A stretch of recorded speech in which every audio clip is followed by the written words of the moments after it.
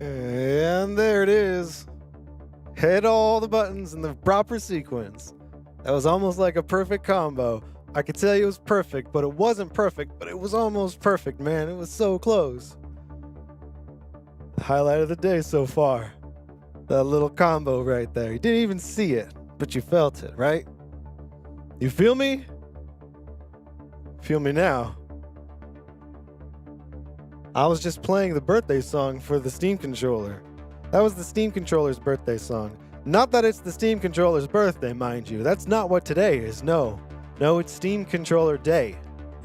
And on Steam Controller Day, we play the song of the Steam controller. Now,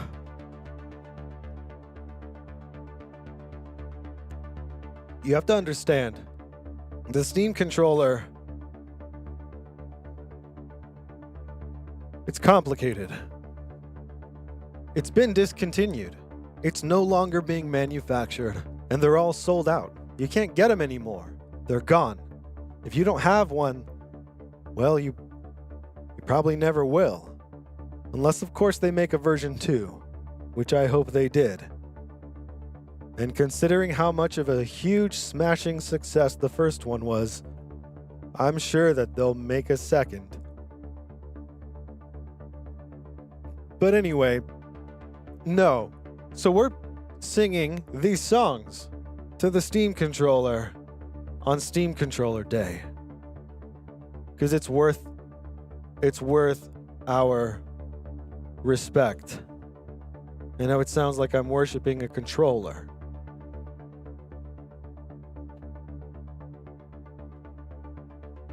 Let's continue.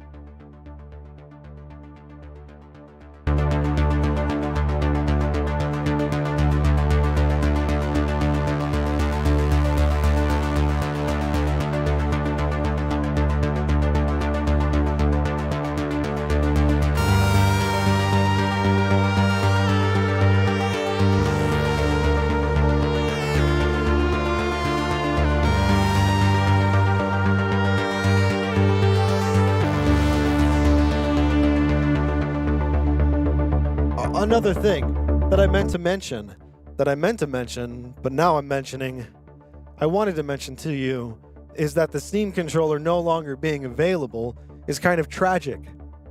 This is a sad thing. This is a loss. This is a death. It is a departure. It's a new era. An era where you can't get one if you suddenly wanted one. Which is unfortunate, because I think more people will want them. As more people find out what they are, maybe not in large quantities, but a couple of folks here and there, and then they'll find out that they can't get them.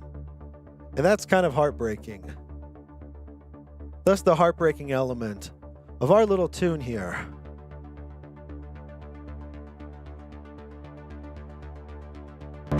You can hear the tears. The sadness, it's palpable.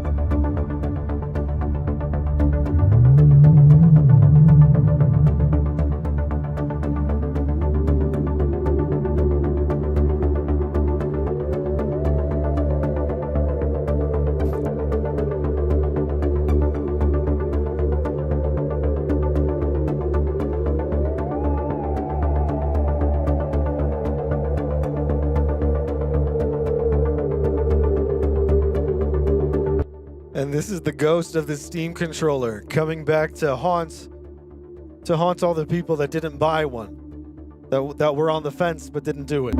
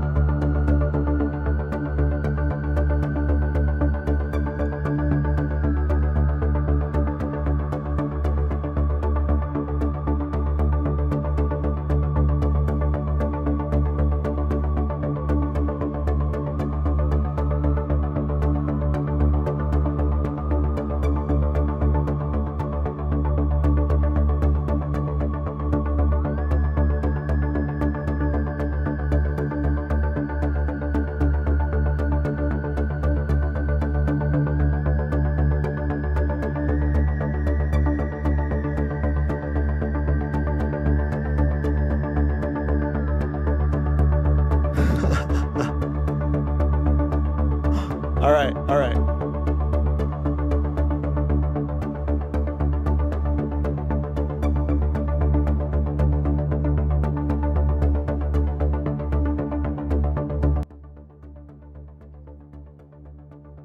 Oh man. Hello everybody. Welcome back to another night. And we made it to another one. Thank heavens, because if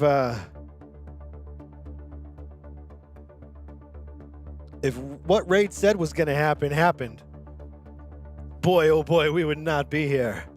So something must have worked out up there. That's good news. We've got reason to celebrate. Not only did Raid potentially save the universe again, hashtag accidental side effects of creating an artificial intelligence director, but it is Steam Controller Day, as we have discussed, as we are well aware. And for Steam Controller Day, I thought I would just go over a couple of things, because I was recently asked a couple of questions by a couple of people. Just one person. To be honest with you. His name is Matiko13. And he was wondering about things like gyro sensitivity, trackpad things, trackball things. Well, I have some bubbles to burst, my friend, because My configs are so boring these days. Let me move this thing. Whoa. Settle down now. Settle down. Okay. So if we look over here, if we look at the touchpad, let me get you over here. Boom. There you are. All right. If we look at the touchpad, the trackpad, the right trackpad, you'll notice there's not a lot going on. And we've all sat here for hours and hours on end, and we experimented with every possible configuration for the right trackpad. We know all about putting D-pads under mode shifts, under corded presses, under auto hotkey key switches, used in unison with foot controllers and MIDI devices. And as cool as all that stuff is, and it is cool, and it is amazing what you're capable of with this thing, depending on what you're playing, sometimes simpler is just the way to go. And with this game, it's one of those things. So and by this game, I mean Overwatch, if you didn't know. We're using Overwatch, but a lot of this stuff will carry over into any FPS config that you use or that you have. So if you look, we have R, obviously that's reload. This isn't labeled because I'm always tweaking things and changing things. A lot of this stuff does stay the same though, and this is one of those things, reload on R. And that's a debatable choice, and I'm aware of that. And there may be other buttons. And so if we want, let's take a minute to talk about reload. This will be super fun. Reloading. When do you want to reload? Do you want to reload when you're shooting? Sometimes. You don't want to not be able to reload if you're shooting, that's for sure. So you want to make sure that your shooting finger doesn't also have to be your reload finger. Certain people that doesn't matter. Certain people, they're fine just removing their finger from the trigger and reloading. Some people are fine using WASD. I couldn't do that. I used ESDF, and there's so many reasons why my brain found that a much more comfortable position. When I found ESDF, that became home. That was so happy. And the neat thing was, it already was home from typing. Years and years of typing trained me to keep that as home. And by having that as home, and the fact that I don't have large hands, but I guess they're large enough to be able to hit that control key comfortably, or at least without enough discomfort for it to matter. But by doing ESDF, I gained a number of additional keys that I could map in game. And my whole thing was, I never want to use a mouse wheel to select my weapons.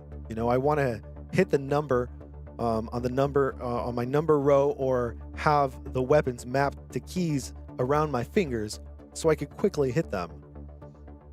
You can see how the Steam controller would be of great appeal to a person like myself who likes tweaking that kind of stuff. And so reload, I wouldn't want reload to require me to remove my finger from the trigger or from my trigger key. So that's one thing, right? When you're reloading, do you want to be able to jump? Not necessarily, but yeah, you don't want to not be able to reload when you're jumping. If you're jumping over something and you hit reload, even if you're just mashing it or whatever the situation is, you don't want it to not happen because of something you did in the controls for a function like that. And that's one of those things that you might not notice initially. And after a few play sessions, you start realizing, hey, something's wrong here. I'm not reloading, or something feels off. That could be that kind of thing. So you want to be able to jump, you want to be able to shoot, you want to be able to reload. What about aiming down sights? With a lot of games, you can't reload when you're aiming down sights. Nothing happens when you hit the R button. With some games, it breaks you out of ADS and you reload. And with even fewer games, but some games, including the new Call of Duty Modern Warfare, Warzone, whatever it's called, is it allows you to reload while you are still maintaining your ADS, which I love. But then it kind of does complicate things because you want to facilitate that sort of behavior and that sort of function without compromising your ability to reload. So, yes, I want to be able to ADS while I reload. Now, this would be a problem on a traditional keyboard. Because it almost goes without saying, I want to be able to walk and move uninhibited while I reload, right? That's obvious. You definitely don't want to be holding still every time you reload your weapon. So then what do? If you have a keyboard,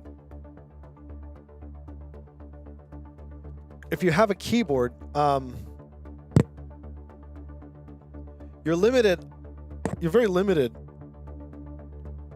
because you have to have these 3 fingers here for moving.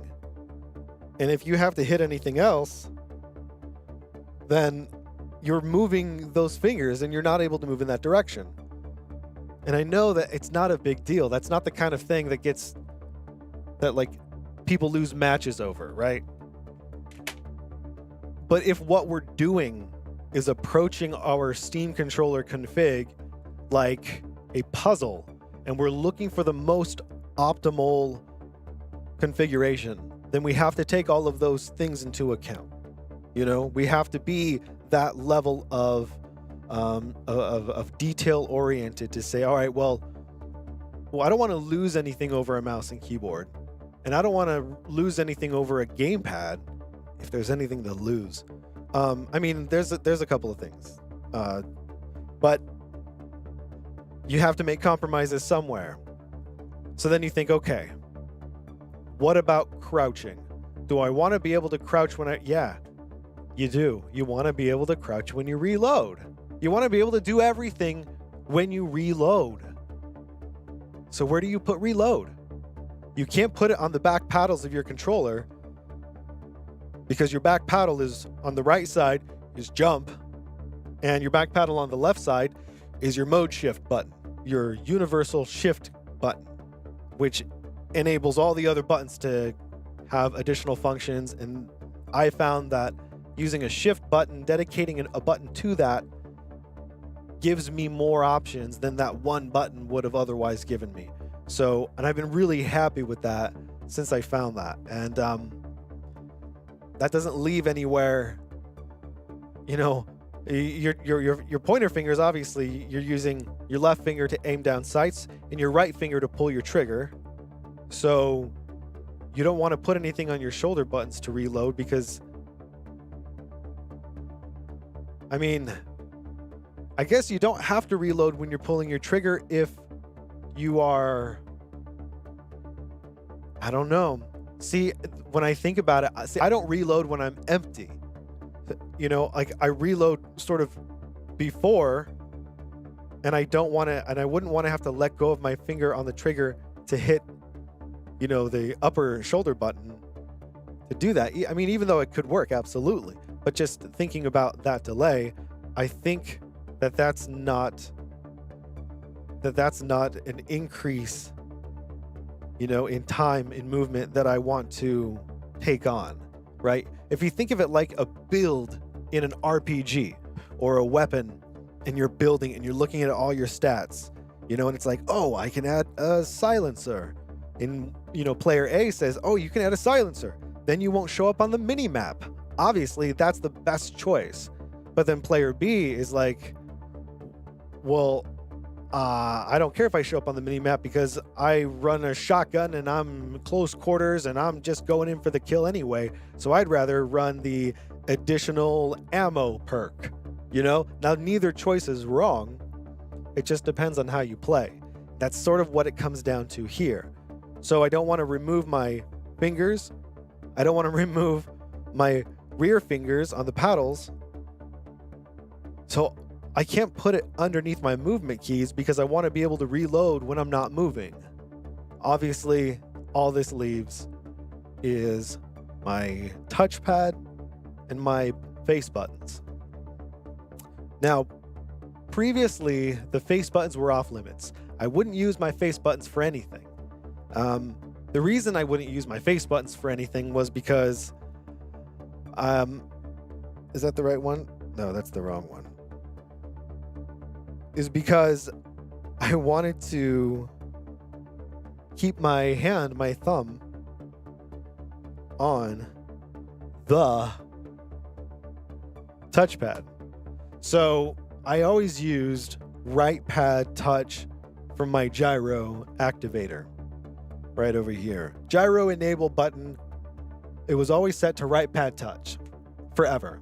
I experimented from time to time, having it always on, and I experimented. And I would put it as always on when it was inside of a mode shift or a new action layer, but only when it was in an action layer where I was holding a button down.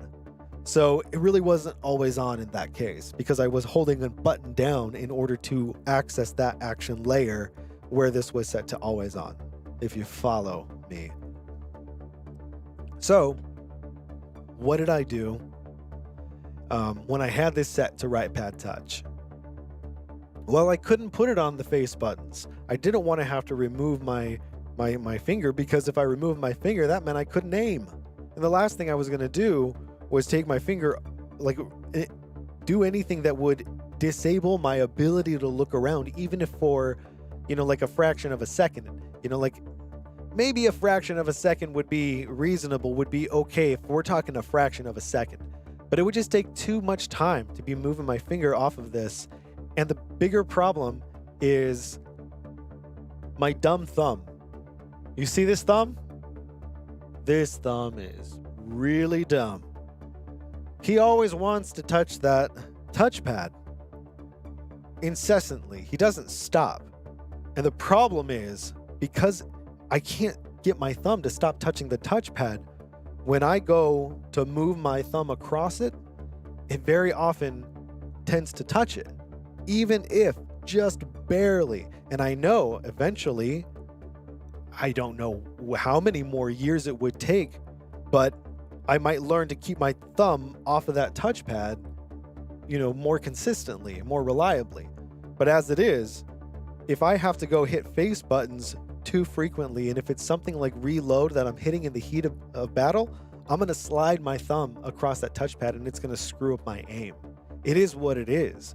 I try to work around it, but I found that honestly the best approach is to just bake those things that you do into your config and find a way to accommodate them, because sometimes, man, it is so hard to break some of these habits. And that's the same reason why I will get to the big elephant in the room. Why am I not using some sort of interesting mode shift underneath the right touchpad? No outer ring binding inverted doohickey with a D-pad and mode shifts and chord presses. I get it. And I love it all. I do. My Warframe config has like 8 different action sets and a whole bunch of different action layers. It's crazy. But the problem is, a lot of that stuff, it's just unreliable for me, when things are going crazy. Call me crazy, but I spaz out. I just go nuts. And when that happens, I don't think, lift your finger from the touchpad and move it over and then set it down and then click it in to get it onto the radial menu that I've placed under the pad as a mode shift. It doesn't happen. My thumb slides across the thing to where I know that spot is. I'll get the muscle memory of where the radial is laid out. It doesn't matter how big it is. My hand will learn that pretty quickly. But what it won't learn is that it needs to lift itself up, bring it over there, and then press it down, or click first and then drag to the position. The problem with that is even I know that if you click and drag, that friction and that drag that you're creating because of the amount of pressure it takes to push this pad down is going to slow you down. You wouldn't want to do that. So I don't use any of that fancy stuff under here in competitive type of games and shooters and really a lot of things. I really try to find other ways to get things to work and only use, that kind of touchpad customization when it's a very slow-paced game or it's not a game software. I'll do all sorts of crazy stuff if I'm making a config for a program. Then, because I'm not firing in and out of stuff and having to, it's not critical.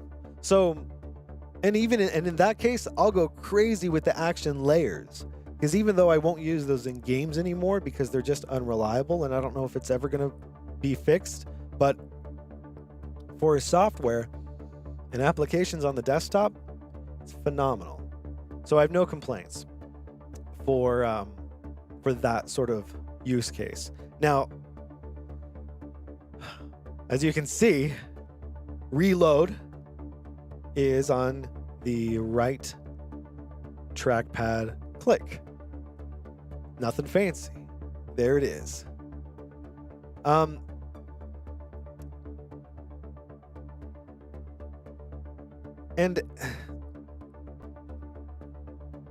in a game like this, it's easy to justify this decision because there's not a lot of other stuff going on in this game. There's a lot of functions. There are a lot of keyboard bindings in the game, but not a lot of them relate to the core gameplay. And so there's not a whole lot here. There's not a lot of arguments that one can make regarding what else you could really do for this game. I do turn acceleration off. I turn trackball mode off. I had trackball mode on for maybe the first 2 years of using the Steam controller, and I thought I liked it, and it did feel good, and I did get a good bit of muscle memory in flicking and stopping it, like right behind me. But once I removed the whole having to stop it and just dialed in the settings so that one flick was all it took, I was so much happier. And it really did. It kind of removed a bit of a mini game in the whole flicking and stopping it right where you want to look. So I can see the fun in there, and maybe having it on in a certain kind of game, in a non-competitive sort of thing or a story-driven game, might be fun. And but for me, I just keep it off now. I don't even bother turning it on anymore. I do lower sensitivity on the vertical scale for the touchpad. This is something I'm sort of experimenting with right now, and I will tweak this by a few degrees, and then I'll tweak it massively, and then I'll tweak it by a few degrees, and then I'll tweak it massively. And it's fun seeing how my hands adapt to it each time I do that. I really don't know if I have a preference, honestly.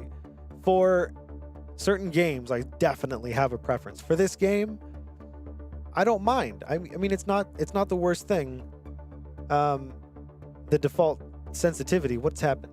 My controller might. Hello?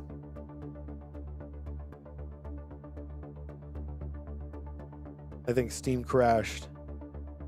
See, that sort of thing happens, and it's like, I don't know, it doesn't look great for him. You know what I mean?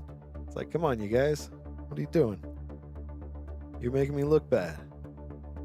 It doesn't normally crash, but that's not true. See, so that's the problem. Is it kind of does crash all the time. What are you gonna do?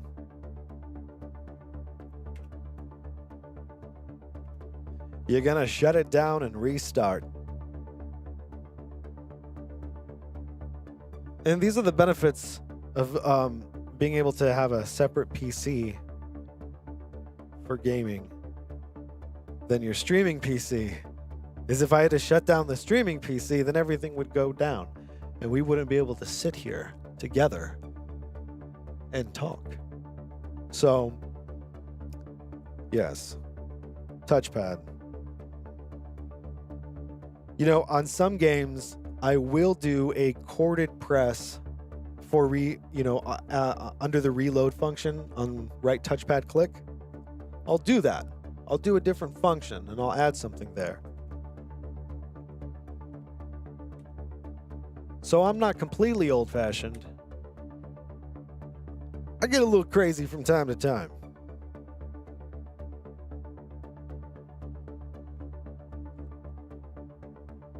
Ay. This cord. There we go. Okay, where were we? Let's get that back up here.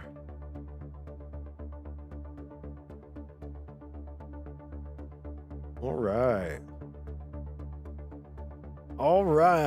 The new SpongeBob game, man.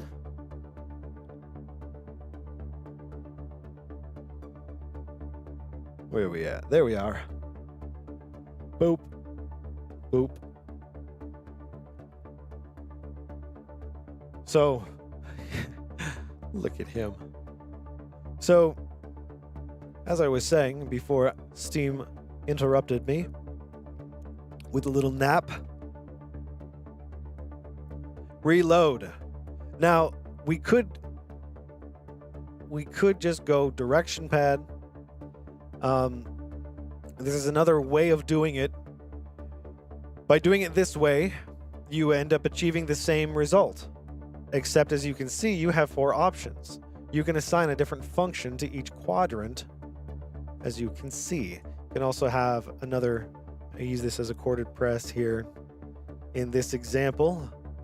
And you could have outer ring bindings, and you could invert them and double tap them and long press them and all those things and all that stuff. Now, if you're playing a slower paced game, what I might recommend is having reload maybe right there, or maybe having reload on a different button altogether, maybe on your upper, your right shoulder button might be a good place for reload in a slower paced game.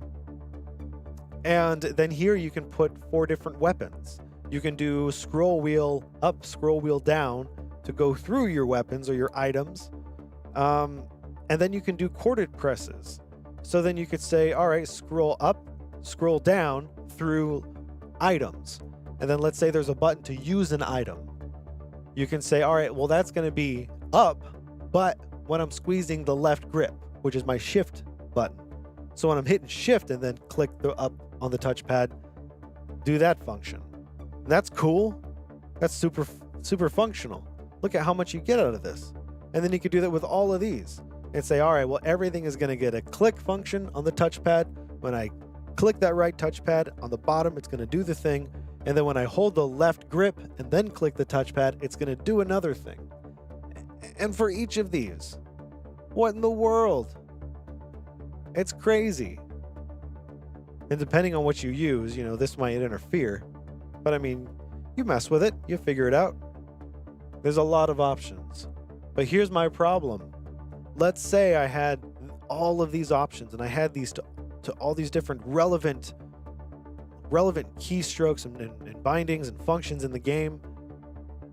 And then, because this is also my touchpad that I'm using to adjust my aim and really more than anything facilitate my gyro, my touchpad serves my gyro, if you think about it that way. The touchpad serves the gyro as the gyro is looking around and doing its thing, and then my thumb may end up adjusting and compensating for reorienting my hands at some point, because my hands might be all up like this, aiming and shooting at somebody up there, and then I move my hands down. I use my thumb to compensate, for that movement, because gyro is always on. And when I do that, it leaves my thumb, as you can see on screen, it leaves my thumb right up here, right? Then I need to hit reload, or I need to hit some important function, and that function is down here. Well, what do you think? Now, what do you think? That's not the button I meant to press. What do you think is gonna happen when my dumb thumb moves from up here to down here. That's right. It's going to wig out. It's going to freak out. It's going to slide all over this thing. Why would it do that? I don't know. I can't answer those questions. That's not what we're here to talk about. But we're going to say, because of that, this is not an option. Because if I were to lift my thumb up, move it over in the air, put it down, and click, well, that's just not a combination of things that's realistically going to happen in the heat of battle for me. Not to say it can't happen for you. It might. Maybe it even probably will. Maybe you should even experiment with this, and you might find that it changes your life. Or maybe you'll find out how stupid your thumb is. Just like I find it out, just like I found out how stupid mine is. So, as cool as being able to do functions like this is, it doesn't work out if in practice you're not doing it. It's not working. So, in Overwatch, I don't use this. In some games, I will though. I will. In some games. In Doom, for example, I won't do that. But in Doom, I'll use a mouse with edge spin. You know, that's sort of a different sort of thing that I wouldn't use in a lot of games. But in Doom, I do a lot of side strafing and a lot of jumping around the dudes in circles, which is the technical description of side strafing, as you know. So in a game like that, I'll change things up. But in a game like this, and most games, to be honest with you, I won't. Most competitive games, I should say. And I wouldn't consider Doom a competitive game, though it is a challenging game. So that's what's going on over here. Not a whole lot of interesting stuff, despite the fact that we just spent the last 6 hours talking about it. I do lower this a little bit, this down here. And this is kind of hard. So for a while, I try to get kind of scientific with it, you know? I try to measure things, and I try to hold my controller down and swipe perfectly across and do like some sort of like mathematical thing for like a perfect 180, perfect 360, or whatever the thing I was trying to get after was. And then I thought, all right, and then if I'm aiming down sights, I want it to be perfectly half that, or I want it to be a third that, you know, and just really trying to dial in a real metric that I can say that's where we start and we measure from there. You know, we go up a couple notches, we go down. But the thing is, it just doesn't work out that way with the games. And one of the things is the distance that you are from an enemy and the speed at which that enemy gets behind you affects how, I should say it affects me, but it affects how my thumb moves across that touchpad, you know, and accommodates my gyro. It affects how I do that. And if it's a slower game, I might be doing, even with the settings set exactly the same, if there's less of an urgency for my thumb, the end result is maybe a more effective swipe where I'm contacting that touchpad surface more effectively, more consistently as I'm moving my thumb across it. So it made it almost impossible to say, I want this setting, or I want to do a perfect 180 with one swipe. You can do that. And really what you're after is doing that thing is accommodating what you do when you try to do that thing. So depending on the game, when I'm in the heat of battle, I say, all right, now turn around behind you, and then turn around again, and then turn around again, and then turn around again. And what I'm doing, but you can only do it when you're in the heat of battle. Like, it doesn't work when you're just like putzing around, because you play different. So it's like when things are crazy, say like, all right, do some experiments real quick. Your poor team, try to spin around and try to do these, and like you see like how it works, and like, oh man, I'm going over, or I'm not going enough, or what, I keep going up to the right, and then don't think, oh, but then when I'm back, in the lobby, or and I'm trying it real slowly, it's way too sensitive, or it doesn't matter, because what happens in the game is really what matters. And there's a big difference between what you do when everything is chill and you're hanging out waiting for the match to load, and when things are crazy and you're getting shot at and your thumb says, I need to turn around, and your thumb does this thing.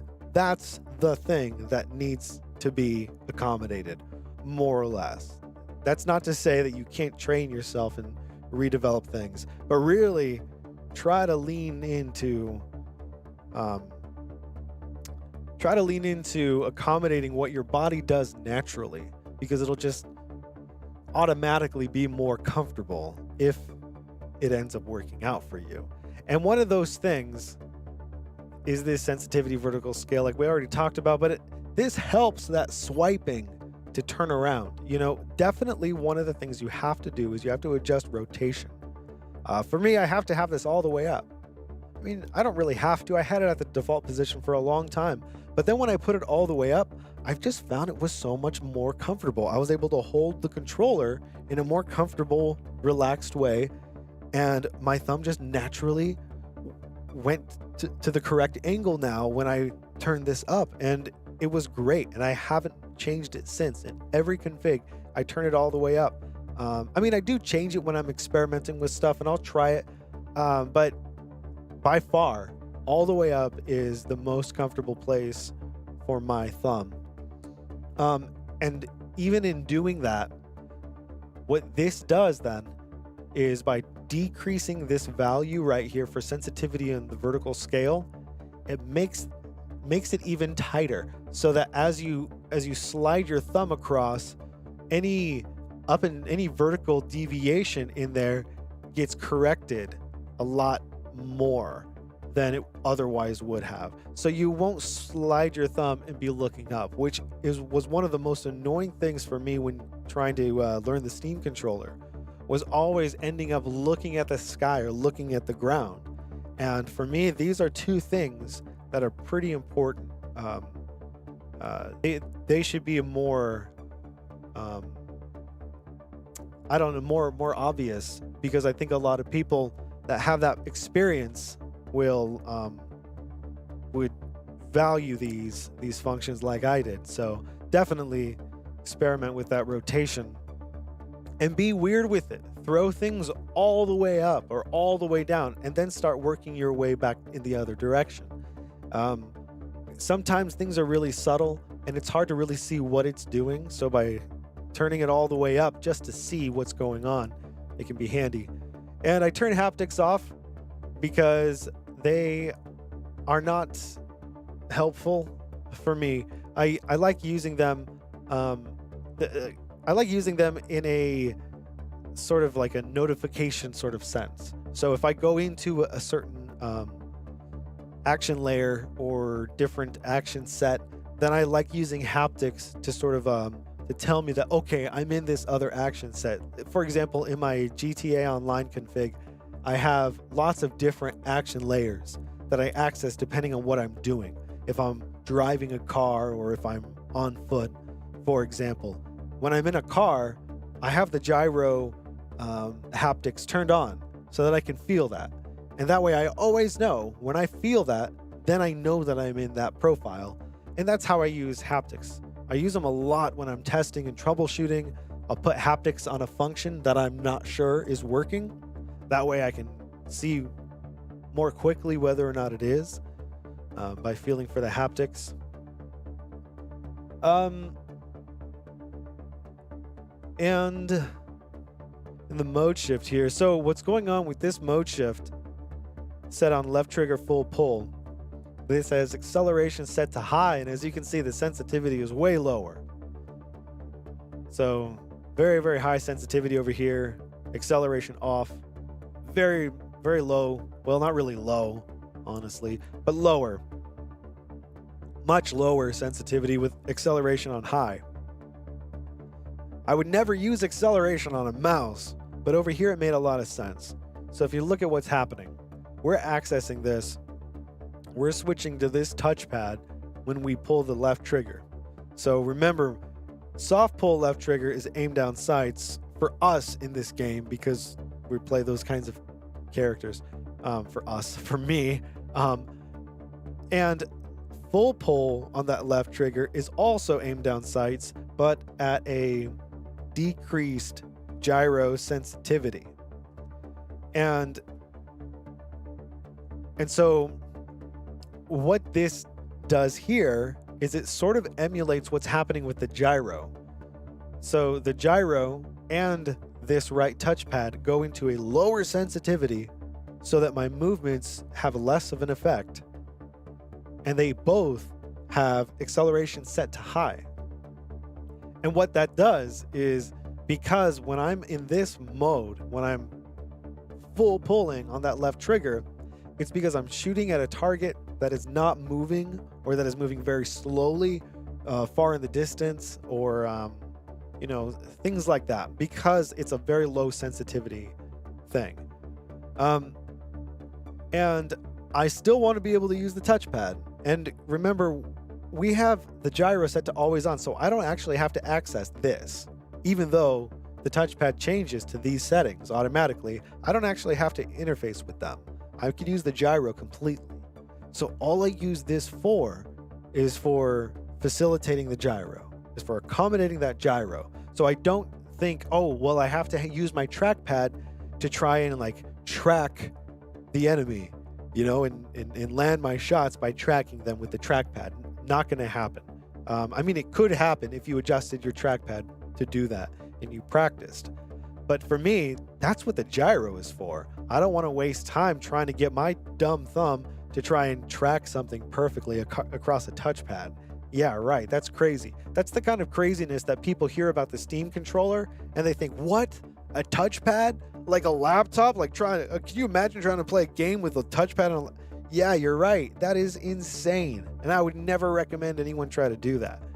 This is all to facilitate that amazing gyro, because that's where the magic is at. And these settings help you do that, because when you're aiming down those sights and you're full pulling that trigger, you're not trying to move a lot. And because of that, you can have acceleration set to high. And what that'll do is that'll make your slower movements, it'll make them more apparent, right? It'll make them slower and stuff. And then if you needed to quickly adjust and swipe over because someone threw a thing of dynamite and you need to turn and shoot them, or someone just came around the corner, or a Reaper, you can hear him phasing in right next to you, and you don't want to remove your finger from your ADS because then you'll do less damage. So you want to be able to swipe quickly, and by having acceleration set to high, it lets that fast swipe be translated to a faster movement. I would not recommend having acceleration turned on whatsoever on your main layers. I mean, unless that's something that works for you. It does not work for me. Maybe it will at another time, man. I'm not writing anything off anymore, but who knows? As of the last time I tried it, which was not that long ago, maybe the end of last year, it was not happening on the gyro or the touchpad. It was fairly bothersome. Sort of like haptics. So there we go. Minimum movement threshold. I used to set this. I used to tweak this. But I don't anymore. There's a lot of things that I don't have to bother with anymore. And that's one of them, because I'm not doing right pad touch for my gyro activator. So because my gyro is always on, I don't need to bother with a lot of different kinds of functions. And I'm actually able to use my touch or my face buttons more. And so now I think there's a lot more, for example, one of the neat things that I like being able to do is use a foot controller for functions like your in-game push to talk and pinging. So if the game has a pinging system where you can ping items or spot enemies, I like using a foot controller for that sort of stuff.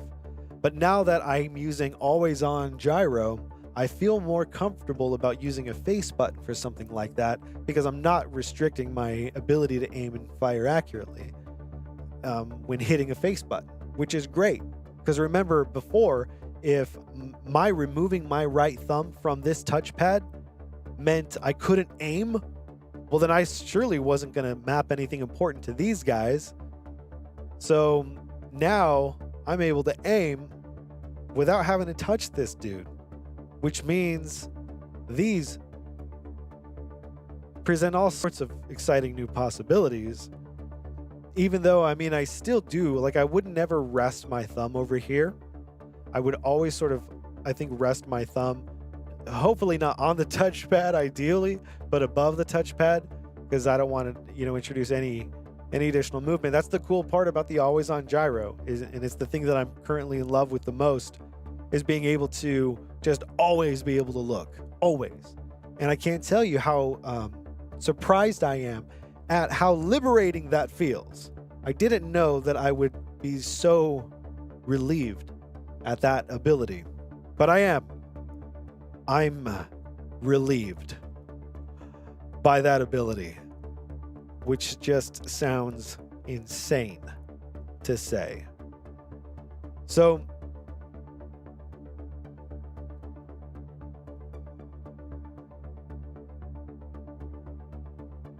that's what we have right there.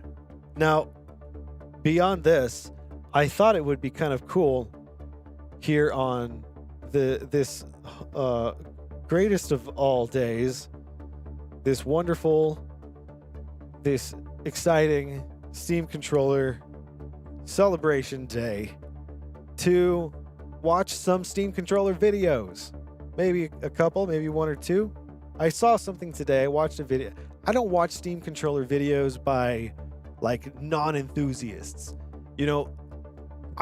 I watch the kinds of videos to help me figure out problems I'm having, or to help troubleshoot, or to help get ideas and concepts that other people have found out and have been honing, and especially handy when you're looking at stuff for complex games or non-gaming configs. And there's a lot of great content creators out there who are making amazing content, and they understand the Steam controller and its properties and its functions and its strengths, and that's the kind of stuff that I'll watch if I watch a Steam controller video.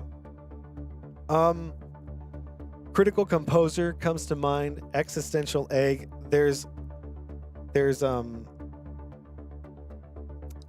others as well. I can't think of everybody at the moment, but what I don't watch is sort of like more mainstream like reviews on the Steam controller. I watched one review, mainstream review for a Steam controller, and it was exactly what you would hope it wouldn't be. It was terrible. It was so terrible. And so I didn't watch anything else, and for years. And there honestly isn't that much out there, which isn't like a huge surprise, because there's not a lot of people talking about them. But it is strange, the things that do get covered sometimes, because I think about the Steam controller and I think, but wait, what about the Steam controller? And that thought goes through my head a number of times throughout the week.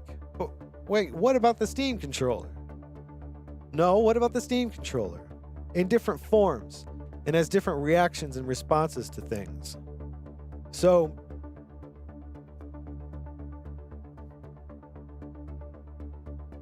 let's see.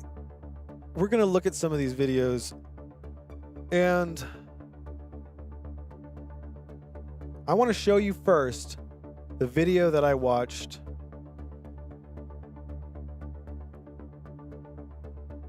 that sort of kicked off all this.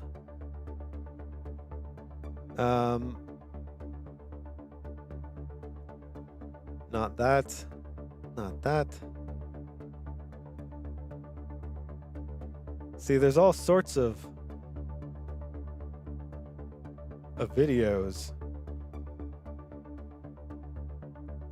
And I don't know how many of these we're gonna watch, but I was interested, and I'll show you why. Because there's this video that I saw, and it was... Oops. No, why is it coming up like that? I don't want it to. Don't do it anymore. Don't. Why is it doing that? There. Haha. You don't know. So, all right. Where's the video? So it's from PC World, and it was a Steam controller video, and it's pretty short. It's a short one. And it was interesting. And then so I saw this video and I watched it. Well, I saw it a while ago and I didn't watch it. It came out 4 months ago. And I didn't watch it. And then I saw it today for the first time, and I thought, wow, this is interesting.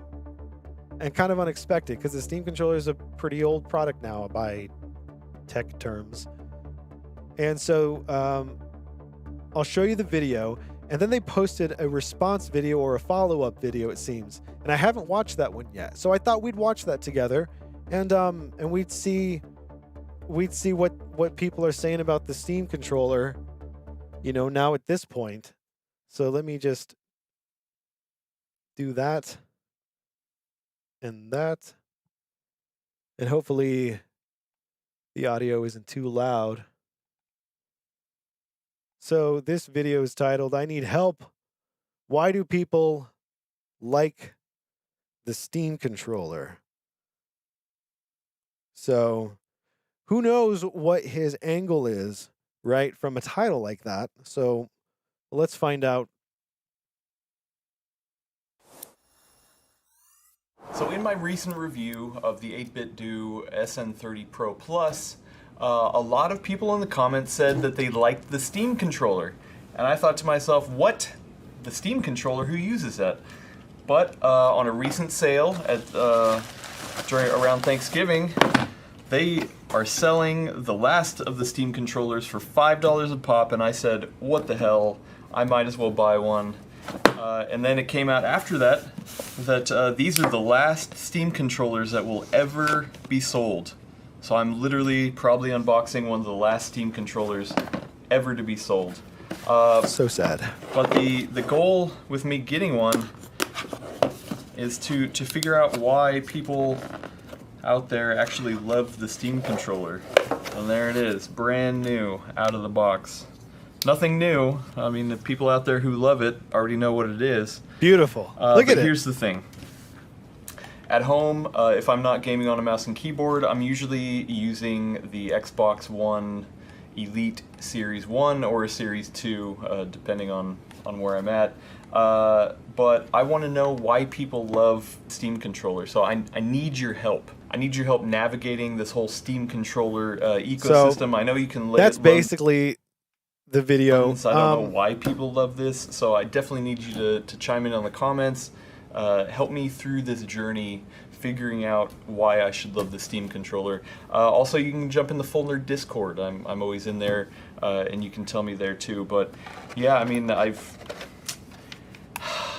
could I really switch away from my Elite Xbox Elite controllers and switch? You can. I don't know. I'm skeptical, but I need your help. So that's kind of awesome, right? Pretty brutal like to dislike ratio. For some reason, I don't get it. I mean, Steam controller people sometimes, I think there's been a lot of hate that's been thrown at the Steam controller unnecessarily. And it's really frustrating to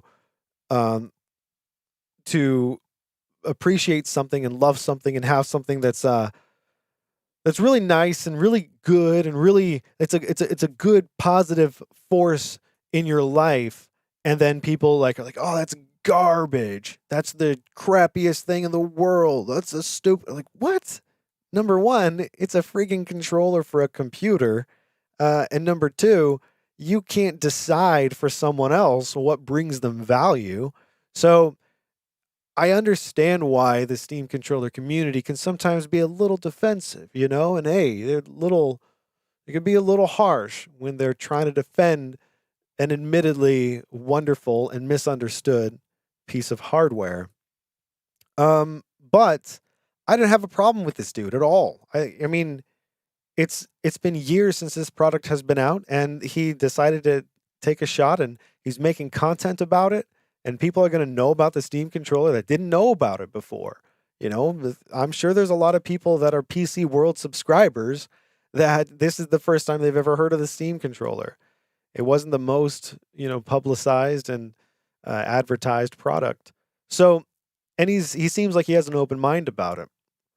And then now he posted a follow-up video that says, I'm learning to love the Steam controller. And I'm really excited because hopefully he really is. So let's watch this and see if he actually is getting it. Hey PC World fans, Adam here, and last week I uploaded a video unboxing and looking at one of the last Steam controllers ever to be sold.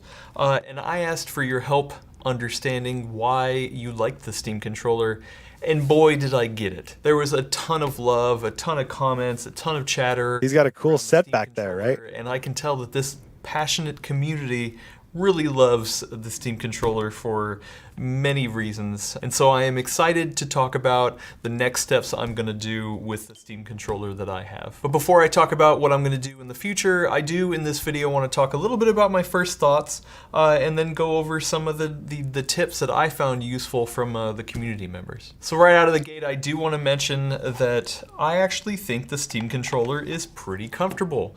The way that the grips nestle right into my palm, the way that my thumbs just rest right on the pads, it all feels very comfortable. And actually a lot of people in the comments talked about how not only is it good for comfort, it's good for people who are have injuries. And I thought that was interesting to hear about all the different stories that people had around the comfort of the device. So I can also say that I found it comfortable as well. Also, in the couple hours that I did spend with it over the weekend, I got used to the default scrolling action of the thumb pad, if that's what you want to call it.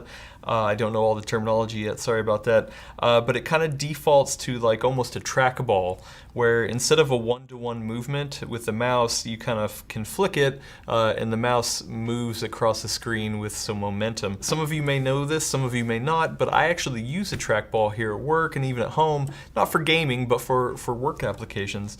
So I actually got used to the trackball functionality of it.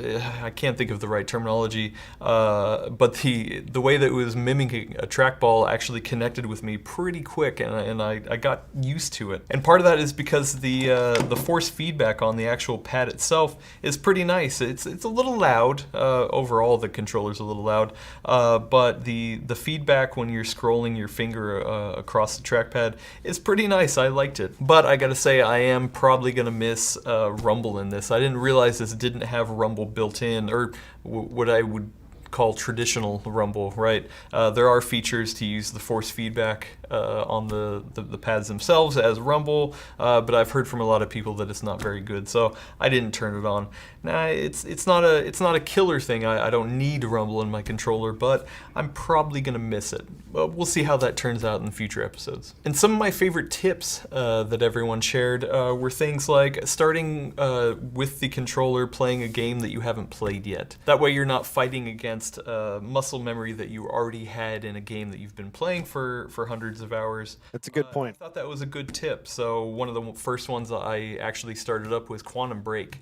I love Control from earlier this year. It was one of my favorite games of all time. My I first realized, game when I got this was no, not Warframe. Wolfenstein, whatever the Wolfenstein game was that had recently come out, and that was so much fun. Another one I got was to not fall back. I think plenty of us can attest to trying something new, but then not feeling good about it and just going back to the old norms.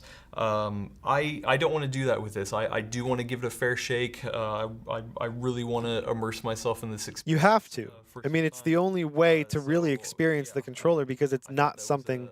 It's like stopping a movie halfway through. You can't say that you watched the movie if you didn't watch the entire movie. And with the Steam controller, it really takes that kind of investment to learn it and understand it. About watching YouTube videos, And particularly around a user called Existential Egg. hey, And that user that's themselves cool. actually commented in the comments, and I really He's appreciate that. a great I've went and Steam controller ambassador. started watching some of the videos over there, and they're all about Steam controllers and settings and high-level stuff. I started off with some of the more basic things, but man, like even before I plugged in the controller and started using myself, I watched a couple of Existential Eggs videos, and I felt like I was ready for something in a way that I didn't imagine. So he was talking about specific configurations and setting up layers and actions and things like that, and I still I still don't have my head wrapped around it,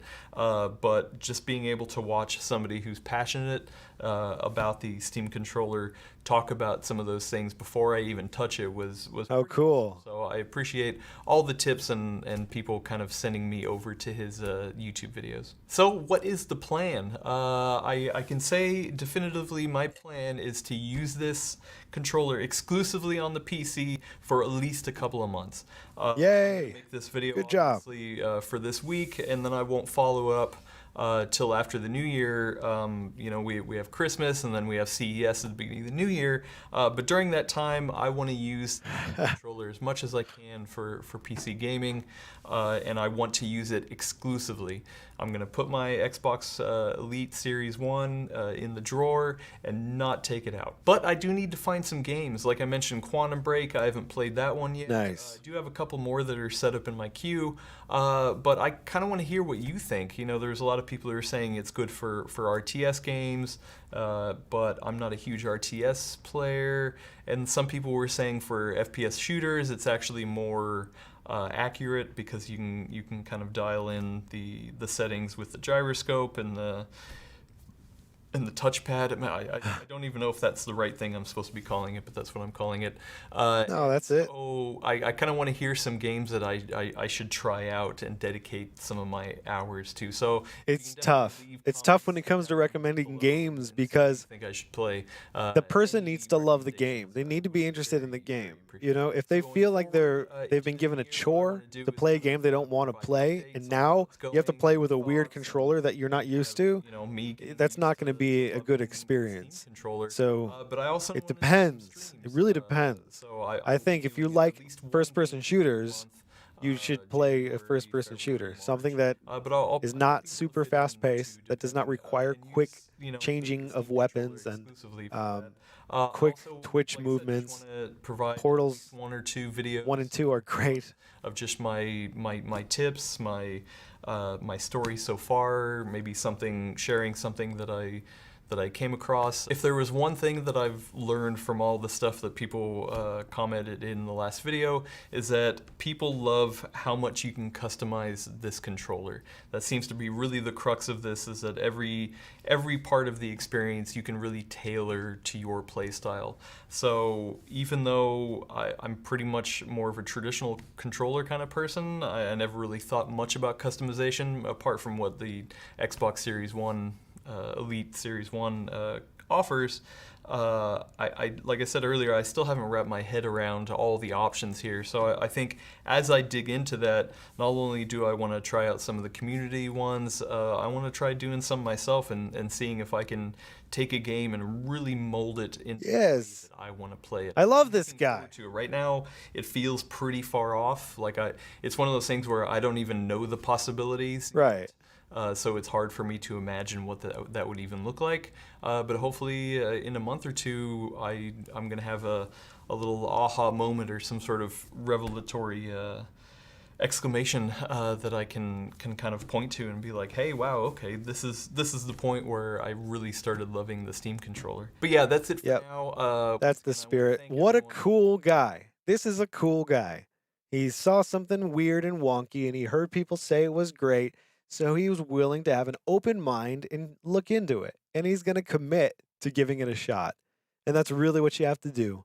I knew that that's what I had to do. I knew that I was too in love with my mechanical ducky keyboard and my whatever mouse it was at the time. I don't even remember now. I loved my setup, and it was comfortable and it looked cool and it was fun and functional. But I knew that if I was going to give Valve a shot on that Steam controller, I had to commit, and not just for a couple of weeks. I think it was 3 months.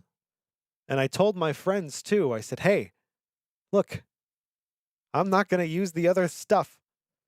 And if I do, don't let me. And that's what you have to do, man, because it is hard, especially if you're playing something that you're usually good at. You get frustrated. And they kind of mentioned that earlier. You do get frustrated because you know that you should have landed that shot. You know that you should have been better or been over there or moved that thing. And it's because of stinking controller. And it's true. This time it's true. It really is the controls. But it takes time. And over time, you end up getting it. And it becomes more fun and more fun and more fun. But that's only if you are the kind of person that finds tweaking your controls fun. I really don't know anybody else that likes the Steam controller that doesn't enjoy the process of tweaking your config and making it better. I mean, you have to be able to, if you can find satisfaction in that, then you'll get it, because that's what you're getting when you get the Steam controller, is you're given a huge puzzle. And if you don't want a puzzle, you just want to play your damn game, then the Steam controller is probably not for you. But if you like puzzles and you like games, then holy crap, it's a puzzle that interfaces with your games. And after a while, it could make your games more fun. Like literally. I don't know very many pieces of computer hardware that actually increase the fun value, the fun meter on any given game. Almost any given game. 99% of games. And I only say that because I know that there's probably some game that is terrible with the Steam controller. There just has to be. There's so many games out there. But I don't have any issues with it. And I hope that he's having a good journey on his Steam controller adventure. And he has a number of videos here that are from live streams that he's done. See, where he's playing, Resident Evil 3, Halo, and he's playing these games with the Steam controller, and I think that's so cool. You got some more Halo, Doom Eternal. Well, I don't know if that one has a Steam controller. Yeah, Doom Eternal with a Steam controller. So he's still using it, and I'll have to check those out later. But that's exciting, and I thought that it would be kind of fun to check it out. So we're going to take a quick intermission, and we'll be right back with more Steam controller celebration fun on Steam Controller Day. So enjoy your olives, ladies and gentlemen, and let's keep this party going.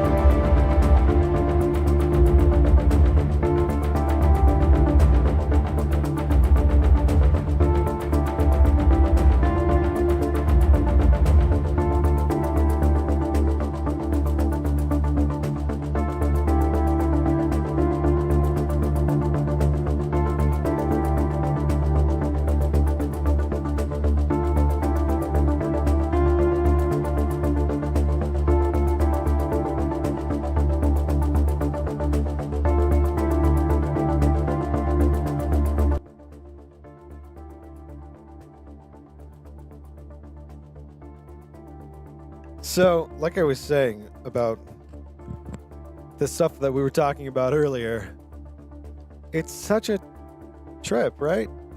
All those things that we were talking about. And now, in a world.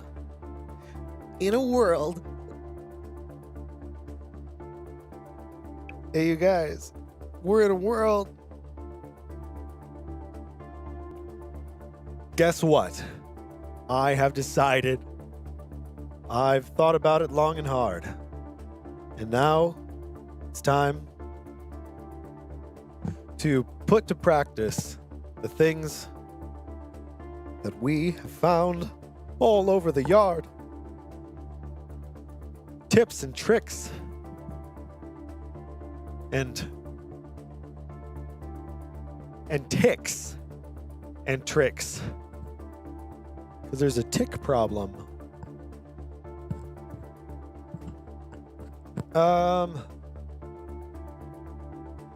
Hello.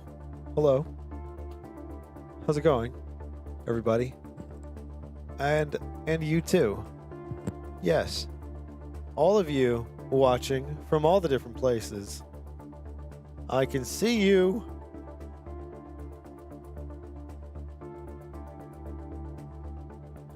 And now, I hope you're excited, because I find that when you're excited, well, that's the thing that gets me excited. So,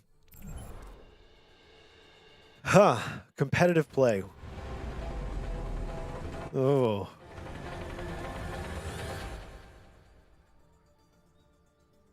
Feels like a lot of responsibility. Oh, they're out of rotation. Wow.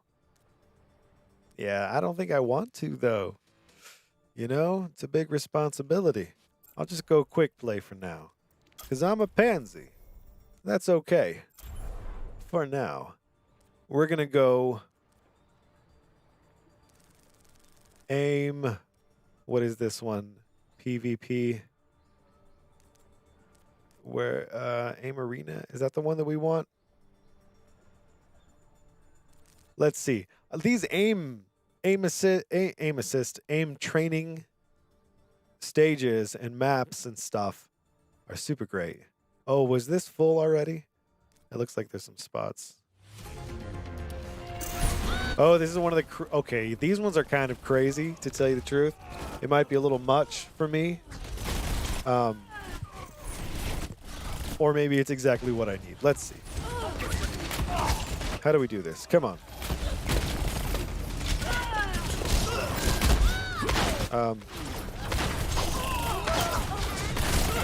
Focus my target.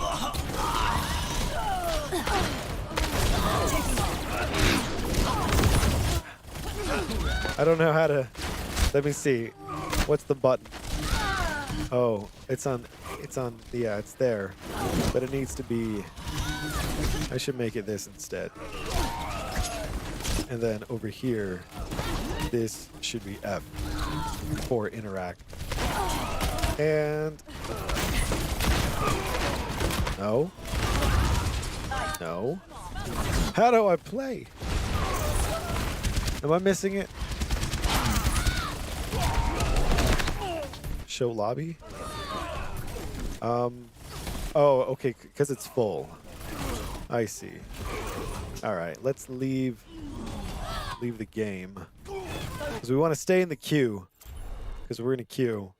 But we want to leave that game. Here, we'll just go up here and we go aim. Oh boy. Oh. These are the good ones. Well, I mean, they're all good, but for different reasons.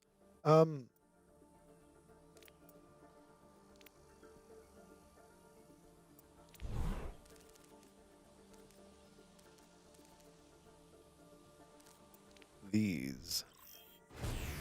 Now, and I suppose I could just create my own, because you don't actually need players in it. My business. So check this out. My rules. Look at all these dudes just floating around. So here's where we are. Enemy contact. And as you can see, Don't mess with me. it's like a show, like a laser show, or like a water show, you know? Except instead of water, it's all these guys. And they want you to shoot them. That's all there is to it. What a dummy. So, let me show you what I like to do. I just like to stand here and aim and shoot. And if you want to get good with the Steam controller, and maybe even with a mouse and keyboard, it's probably the same thing, then you just do this for a long time. It's better with And you get better and better. Not like that. Let's see. And so, what I can do is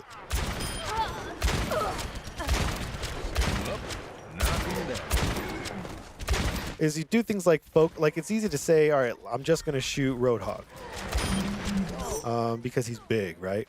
So we wait for Roadhog. Where's that big fella? Oh well, we got a game. But it's fun to be like, all right, I'm only gonna shoot Roadhog, and then you say, all right, I'm only gonna shoot Roadhog when he's going up, and I'm only gonna shoot Roadhog now when he's going down, and then you say, all right, I'm only gonna select a character that's smaller in size, and you work your way down, and then you get to a point where you're like, all right, I'm only going to shoot Mercies or Widowmakers, and I'm only going to shoot them when they're coming down. So you look at one of the rooftops for those buildings in the distance, and you say, all right, that's as high as I'm allowed to aim one of those roofs, one of those ceilings, roofs.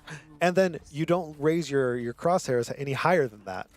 And so now you're only shooting them when they're coming down, and it's just something else. You got to try it. It's great. It's challenging, but what's neat is you end up, and I don't know how much of this carries over into actual gameplay, but you end up really like sort of getting like a sixth sense about where they're going to be and how fast they're going to fall and where you need to place them relative to where your cursor or where your crosshair is. So if you look at, say, that tire right there, if that tire was moving in a certain direction, I might know that this is right where it needs to be, you know, for me to be able to shoot it, you know, by the time it moves in front of my crosshair. So then, like, thinking about the crosshair in a more abstract sense and being like, all right, and maybe this is how everyone does it, right? But it's kind of revelatory to me. And, oh, I should probably stop talking and start helping. But yeah, those things are things that I tend to say when I'm talking about the Steam controller.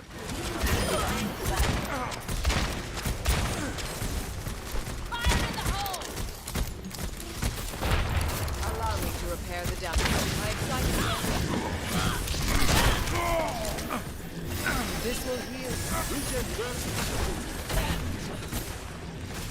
This.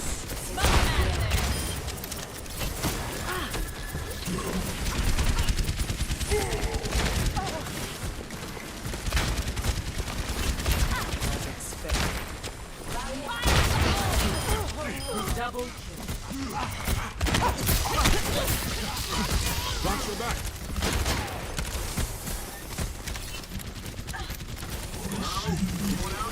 Regen burst activated. Vide Matsuyo!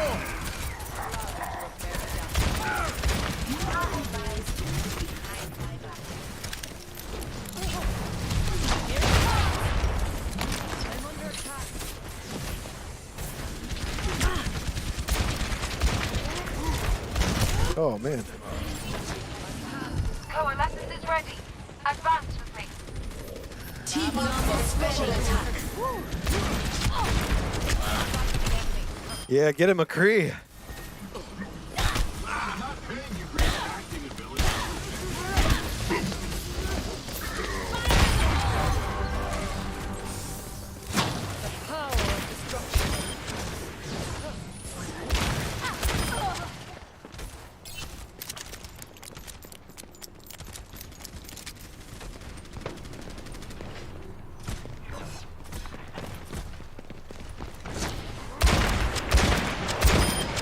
need to learn the rules. Regen burst activated.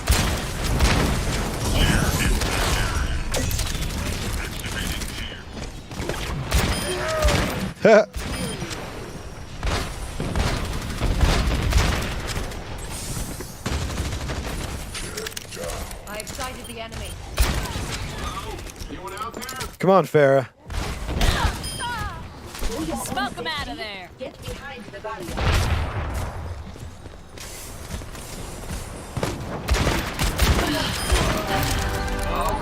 Barrier activated.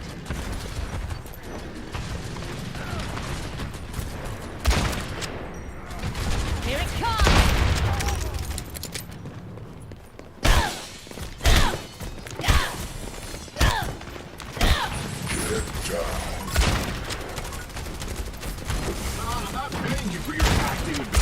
How about a little extra here? You are advised to leave behind. Fire in the hole.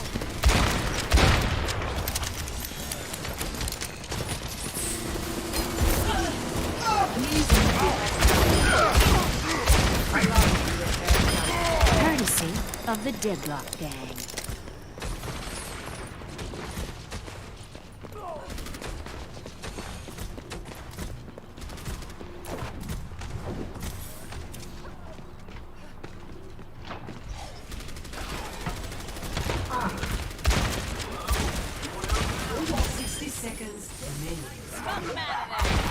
I think we're good. I think we got this. I have a good feeling about this one.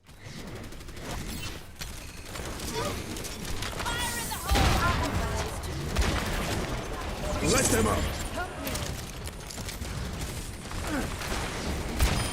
I stick up for mine. Not yet.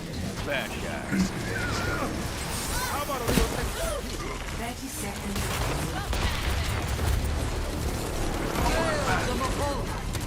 Bob, do something.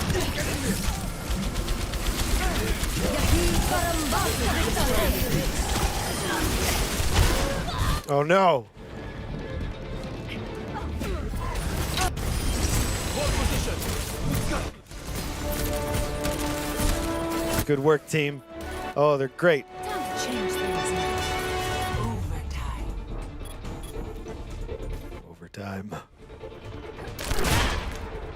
Oops. Useless. Hey, way to go, everybody. We did great.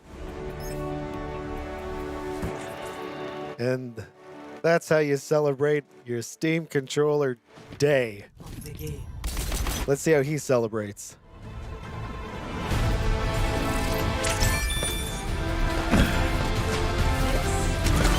It's high tide. Triple kill.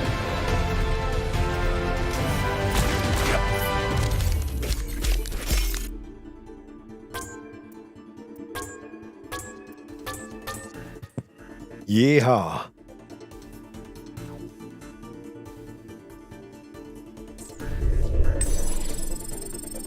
All right, hopefully we can get into one of those aim trainer matches before the next match. Hopefully it takes so long to find another match that we can play another match while the other match is being found. So, because that's the thing. Which one is it? Which one? Yes. Wait. Come on. Don't show me the ones that are full.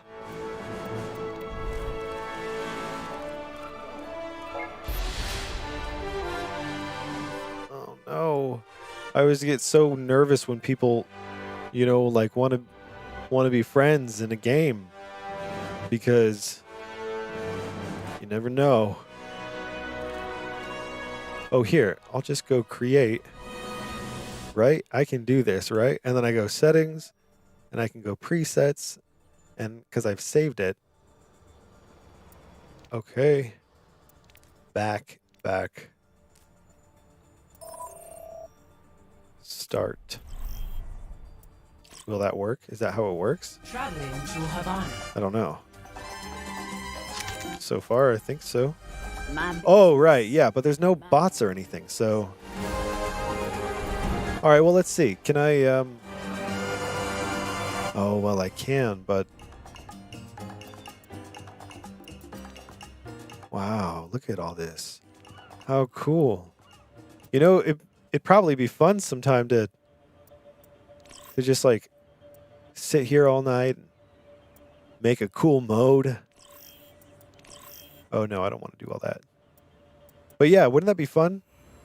That might be a neat thing. But let's leave this game because you can't train your aim when you've got nothing to shoot at.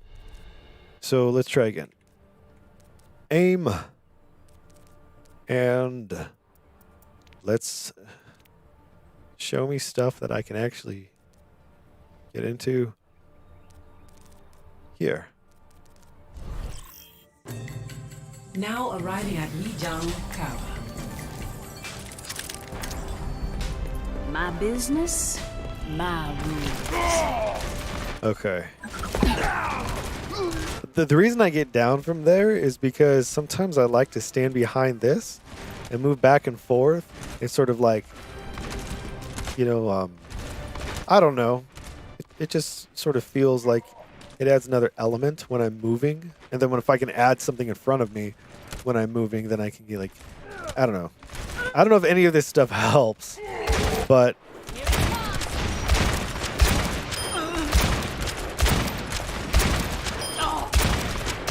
Double, triple. Let me show you how it's done. Double. Is it hot in here or is it just me? I'm on fire.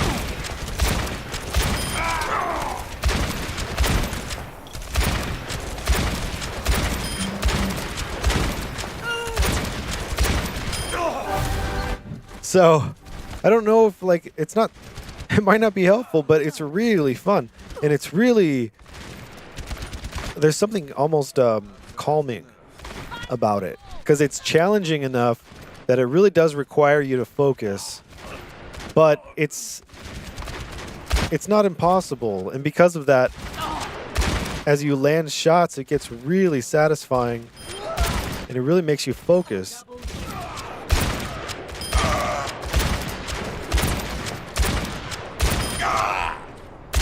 Double.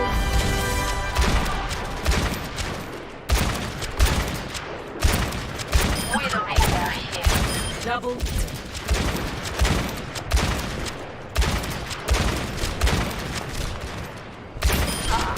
Double.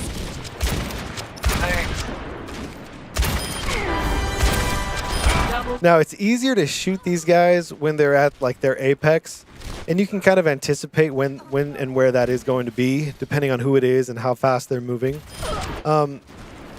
It gets more challenging if you try to shoot them when they're going up or when they're coming down. When they're going up can be tough because you only see them for a second before they're too far. Don't mess with me. Leave this to me. Let's see. I can't. Oh, couldn't even get any. And then going down is fun too, and it helps you Traveling. sort of anticipate the speed that the characters fall in this game. And that's one of those things that varies, you know, from game to game.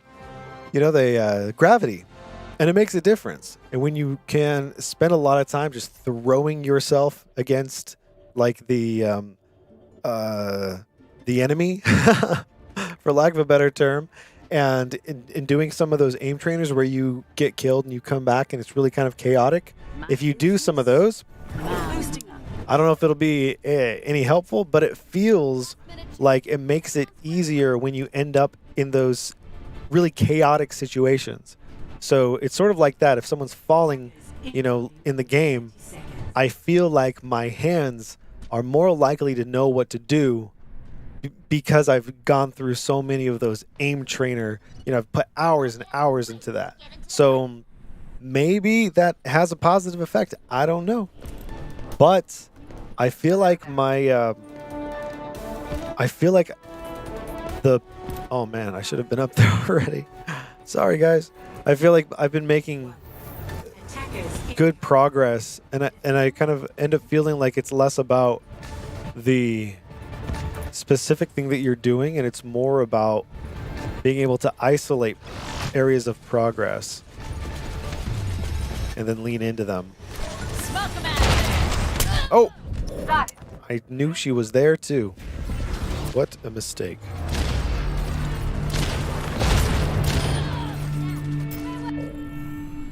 That was not in the plan. Oh, wrong one.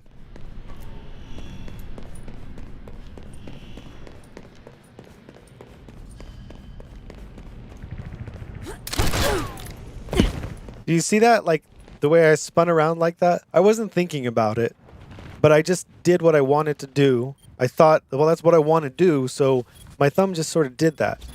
And it wasn't like that forever. That's the kind of thing that you have to... Oh, jeez. Oh. I should have been able to kill her, but I was talking. That's the kind of thing that you sort of listen to yourself, see what your thumbs and your hands do on their own, and then you try and really accommodate that. And sometimes it doesn't make logical sense. You know, it's not like the answer is obvious. So sometimes you have to try stuff that you wouldn't otherwise try. Even if it's something that you can write off logically. You're like, oh no, that won't work because of this thing or that thing. You know, just try it.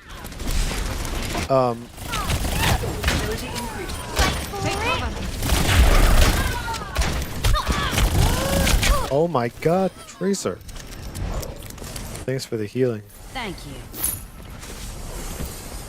Moving up. Get behind something. Oh, I don't have it. There it is. There we are.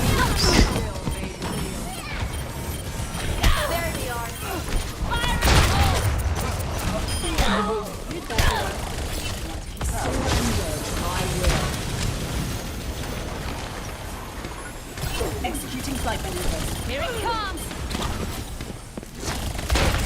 Is my will. Cease my existence.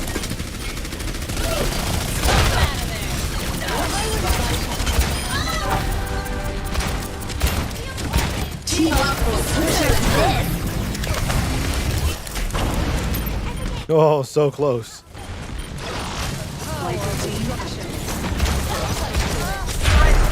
Stop shaking, Ryker.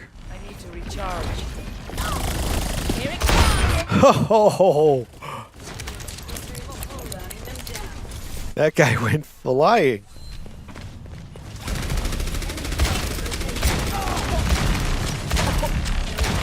Oh, come on.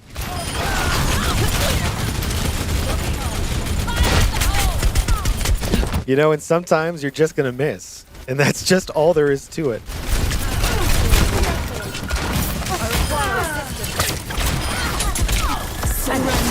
My will.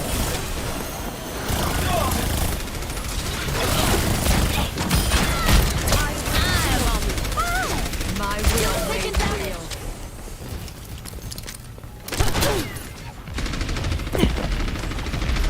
I shouldn't have done that. See, I need to be saving that to get away, you know?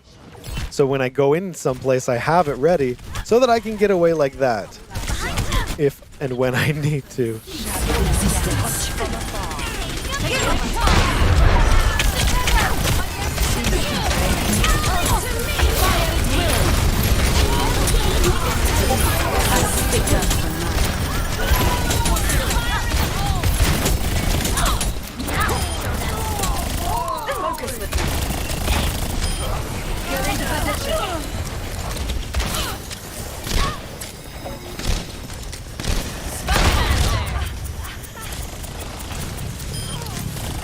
The power of destruction.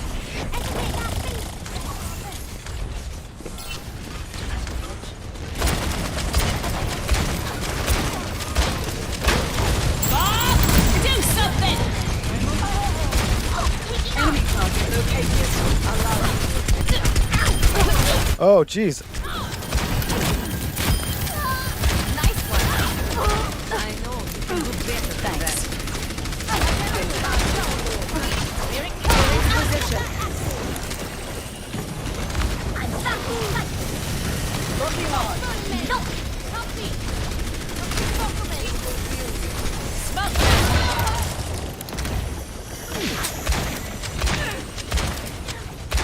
Ryker, don't get caught.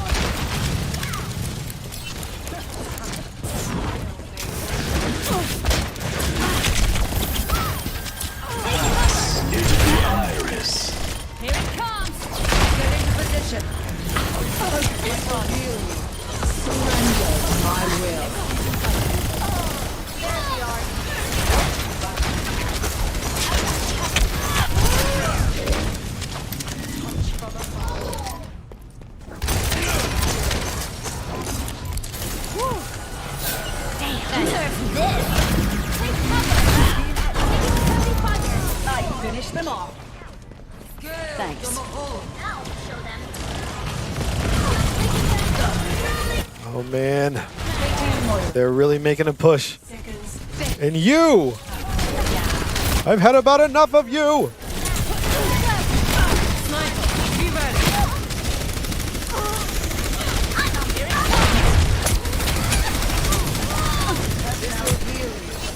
Man, we got great healing on our team.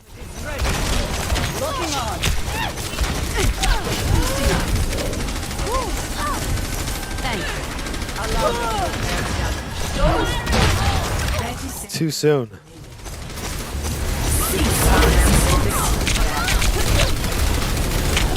No, no, no, no, no. Yes, yes, yes, yes, yes.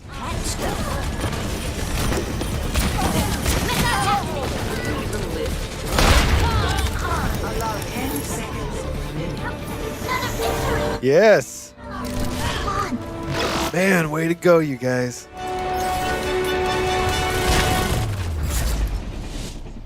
Victory. Yes.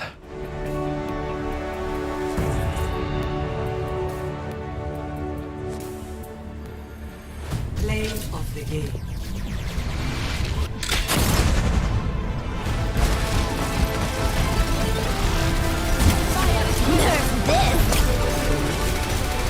Triple.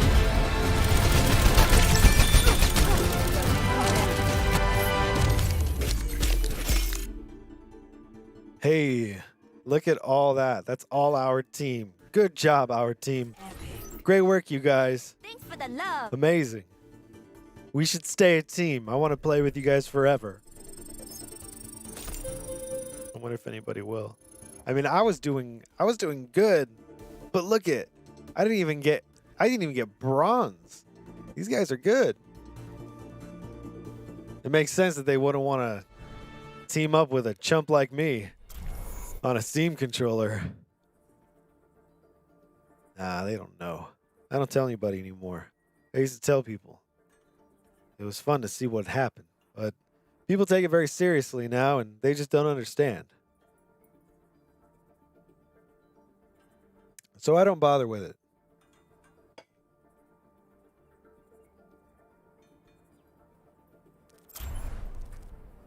Let's see. Aim.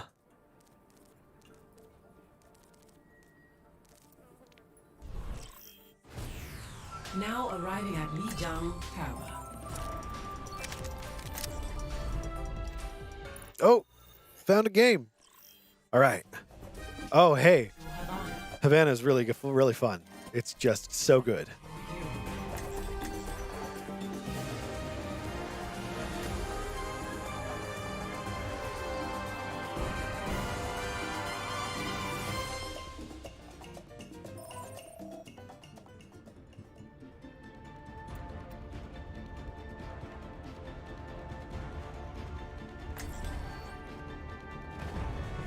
My business, my rules. Hello, everybody. How's everyone doing tonight?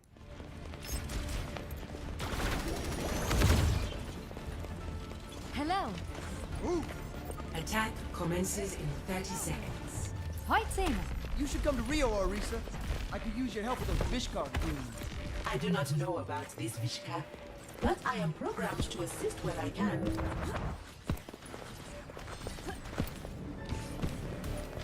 Man, no one's very talkative these days.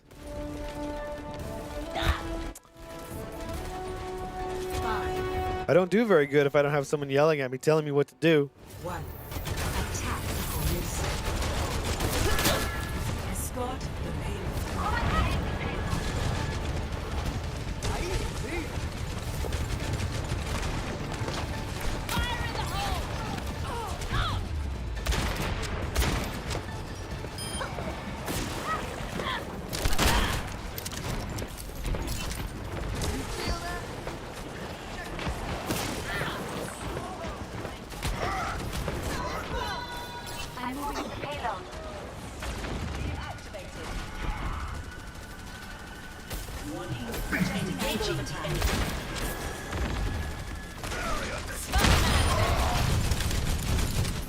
I'm taking care. Get behind the barrier. Finishing them off. Moving on. Come on. Shoot her. Ugh, couldn't get her. Wasn't happening.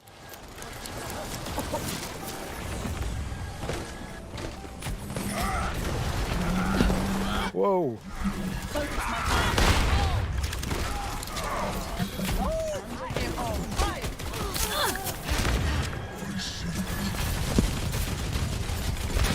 Team up for special attack. The payload has reached Oh, let's break it! Hey!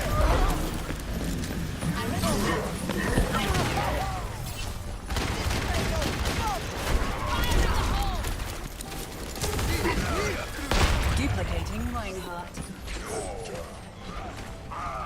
Oh, Echo's duplicating Reinhardt. So she's going to become Reinhardt when she uses her ultimate. That's so cool. Look at her. Please move behind. And she's able to use Reinhardt's abilities and powers and all that because she's Reinhardt. Never die. That's awesome.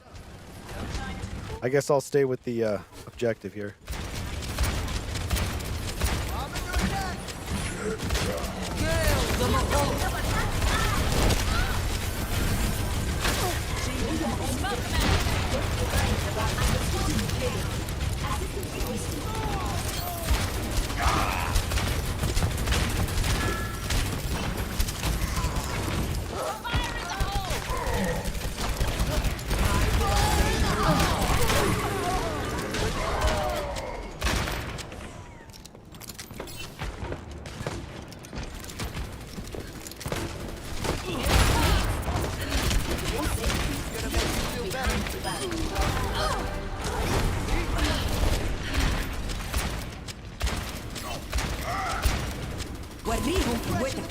Team up for special attack.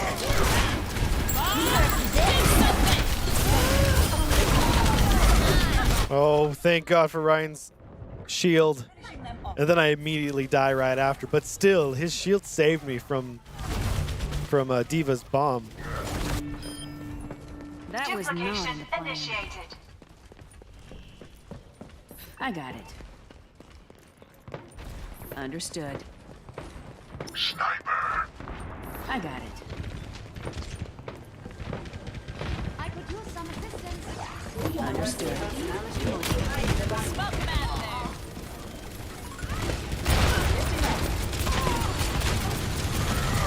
Oh, let's break it! Hey! Oh, why can't I shoot him?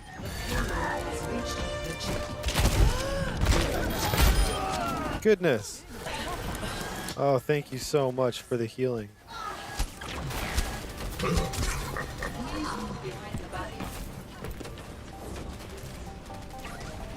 Here it comes. Hello.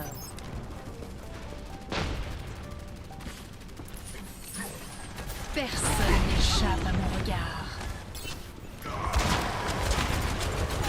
Smoke him out of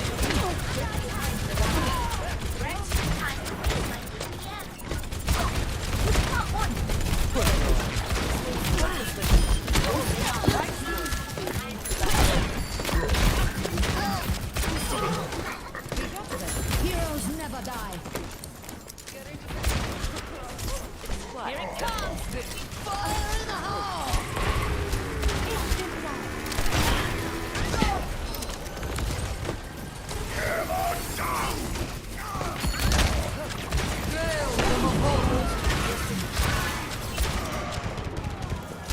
Smoke him out of there.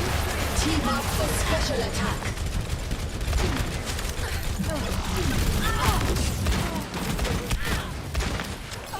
Fire in the hole.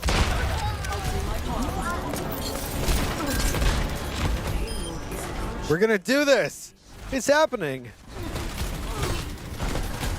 Got the payload. I'm moving out. And stop. Hooray! Good job. Great work, everyone.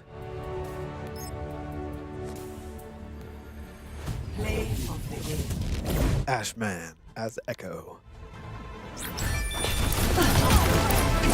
Burning them down. Double. Flight routine activated. so cool. Oh, I'm gonna have so much fun when I play as her. Good healing. Good healing is so important. It's the most important thing. Next, a good licorice.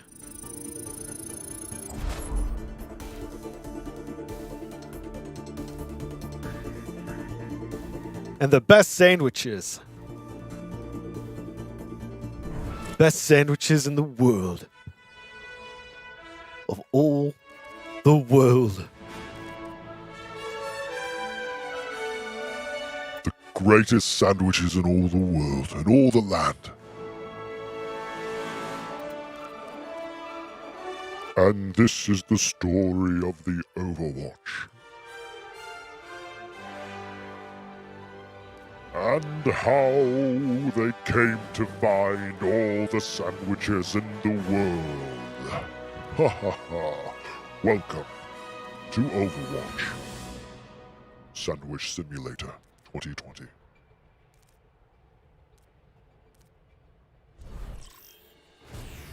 Now arriving at Lijiang Tower. Ladies and gentlemen, we have arrived. Widowmaker here. My business, my hello. I should do Widowmaker for a little while. That might be fun. Thought I saw a ghost. Oh, come on. You need to learn. Come on. Leave this to me. Come on. Never had All right. When they're coming down.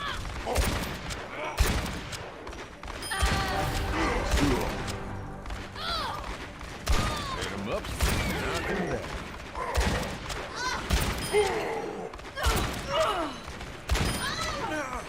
Double Eyes on the bad guys.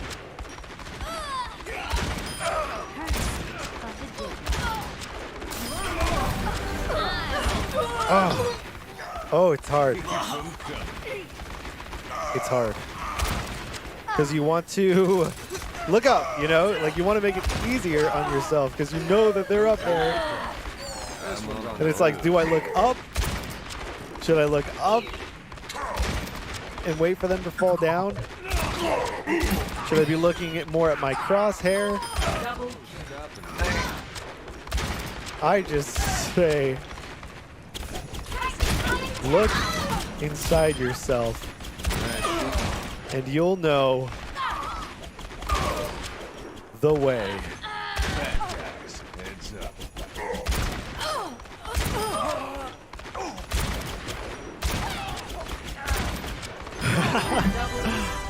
triple kill. Do I have to do everything myself? Oh. And the funny thing is, so many times I know that I shouldn't have taken that shot the second that I take that shot. And I think a lot of times what makes you feel like a better shot, better aimer, better player, whatever it is just taking less shots. Take fewer shots. Don't just go nuts. I do this all the time, and you'll see it. But it's not helpful. I find I do better when I take fewer shots, even shots that I know I can hit.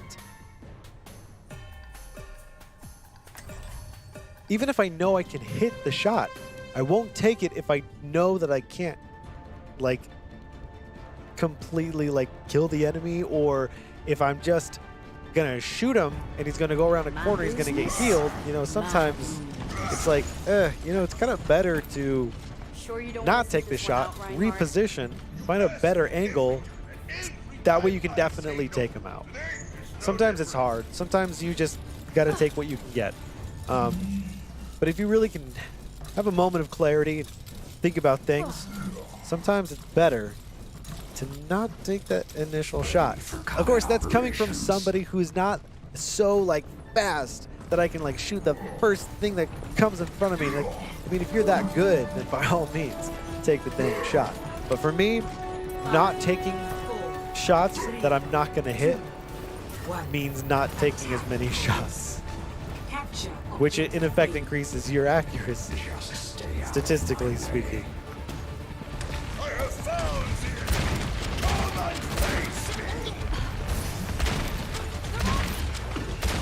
Like those 3 shots I knew I shouldn't be taking.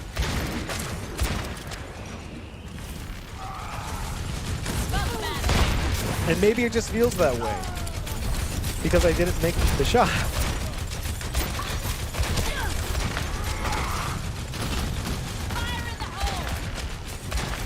You can see it.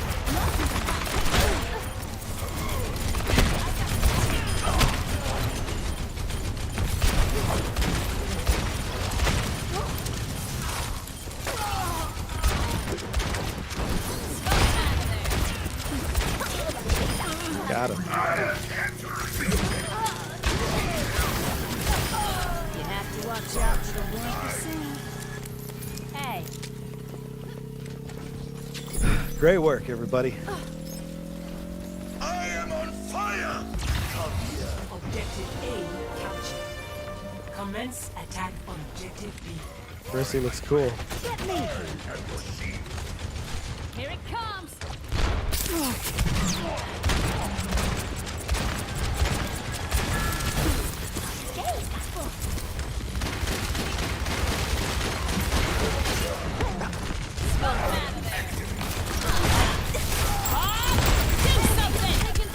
Heroes never die.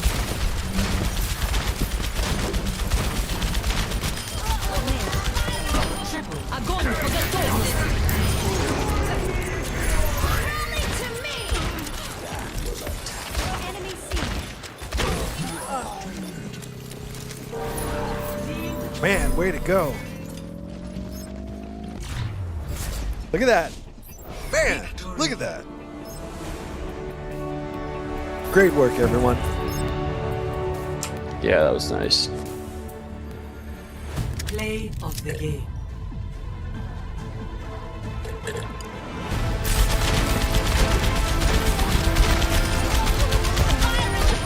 Огонь по готовности.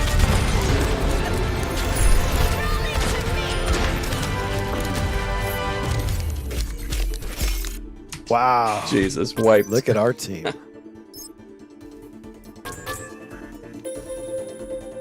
Let's see if they'll stay as a team. Oh, we got somebody who wants to stay as a team. Oh boy.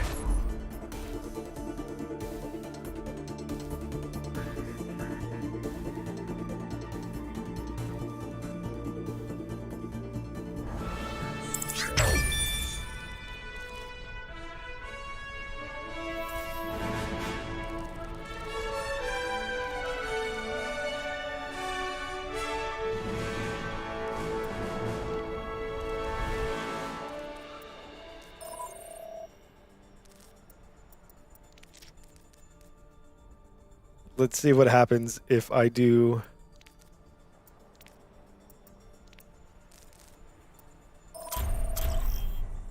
Let's see what he thinks. Because it's going to pull him into this because we're on the same team. My business, my rules.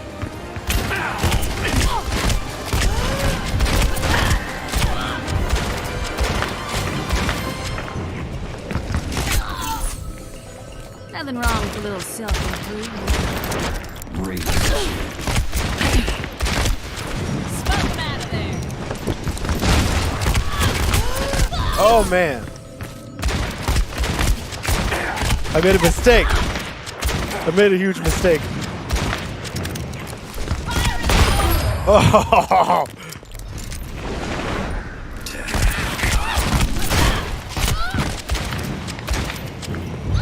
No. They are getting on my nerves.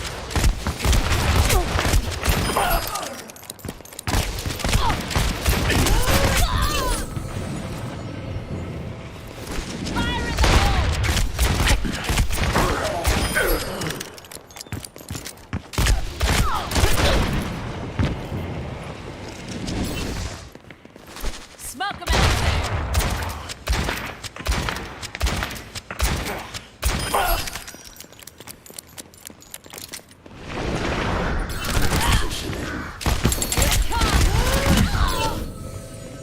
Let's clean up this mess. Whoa. Where am I now? I've been teleported someplace. I don't know what's happened.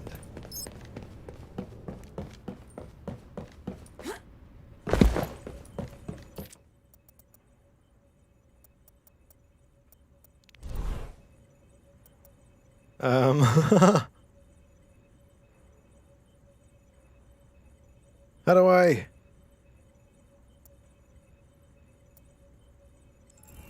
Oh, geez. I don't know. Workshop in... What is the workshop? What? I don't know what this is. No, I don't... Show lobby? Okay, here. Oh, he left the group. Oh, man.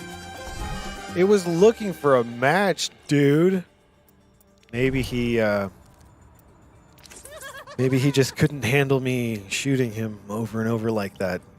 Maybe that was the wrong move, wrong thing to do to my new friend, who is now my old friend. I guess we'll never know.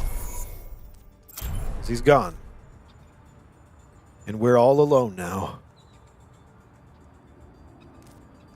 But that's okay, because we're going to go over here to this one. Let's see what this one's like. Oh, yeah. So this is one of those crazy ones. These are fun and crazy. Business? Going free. Get me dialed up. Don't worry. 30 seconds.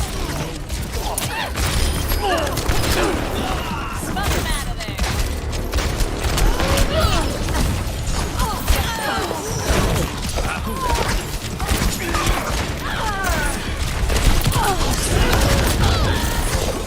Let's clean up this mess. It's chaos. Oh my god.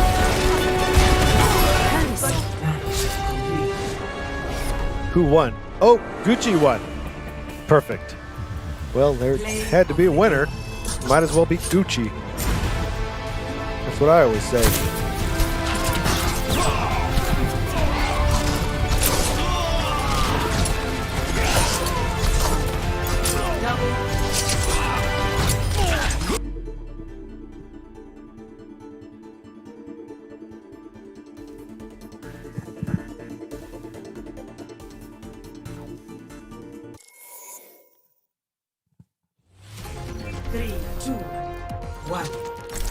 All right, come on. My business? I'm like really intimidated by Genji for some reason. I freak out. I freak out when I'm up against a Genji. I get scared. I feel like I can't keep up with him, you know? He's just too fast. It's all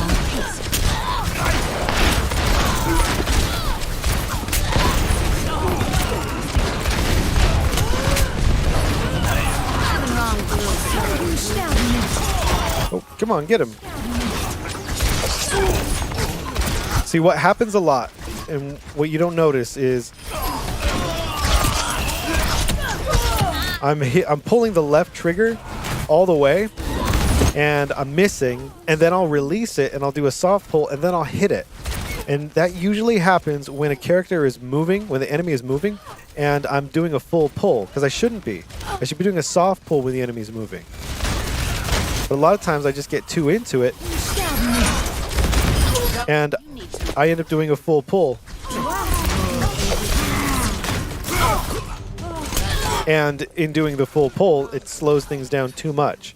But I'm getting so much better about not doing that, though, about releasing that full pull when I'm kind of close up.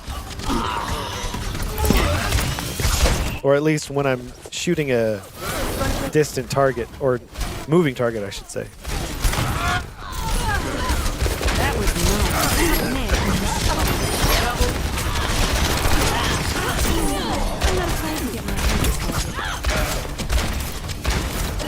Oh, she is just juking me like crazy.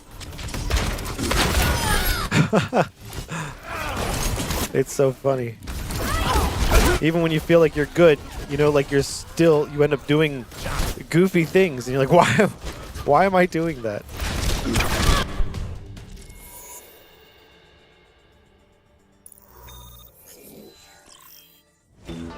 Traveling to route, prepare your defenses.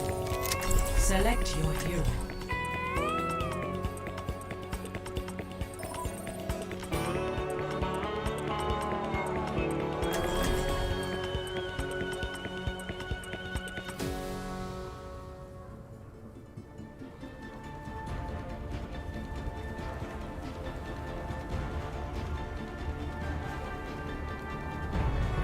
My business, my rules.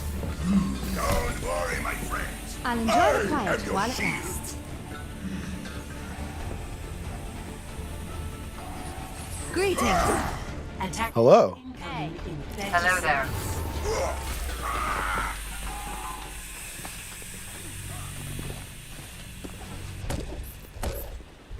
Hey. Oops. That's not a run button. Standing around. Glory, everyone.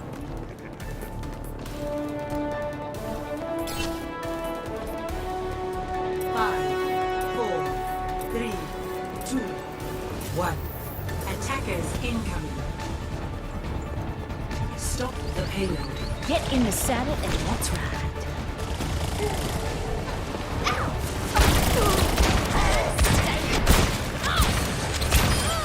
This is not the end.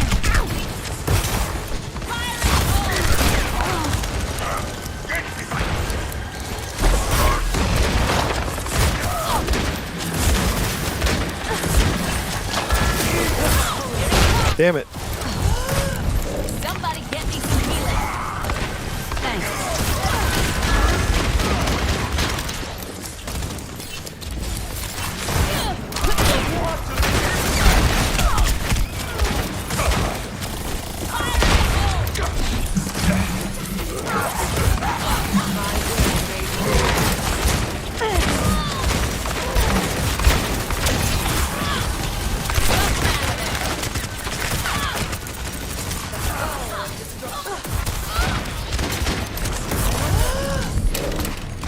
Oh man, they're sneaking around us. These jerks. How dare they? I'm not okay with them sneaking. Oh hey, look it. Oh, how do I use it? Oh yeah, I need to map that button. I had it mapped and then I unmapped it to map a different button. And I knew I needed to go back and map it, but I didn't.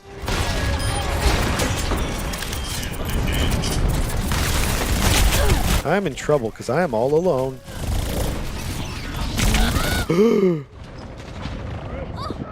Oh yeah, I mapped it to A. Shift A. Heroes never die. Zarya. Nothing wrong with a little self-improvement.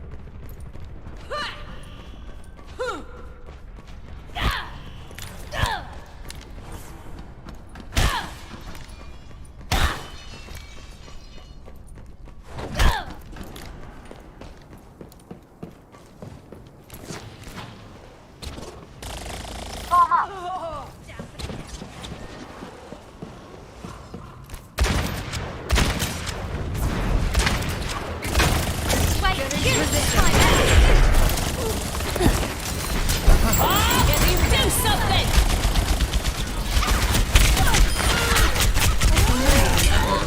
Oh man. Yeah, that was a shame. Very uncoordinated effort on our behalf. Let's clean up this mess.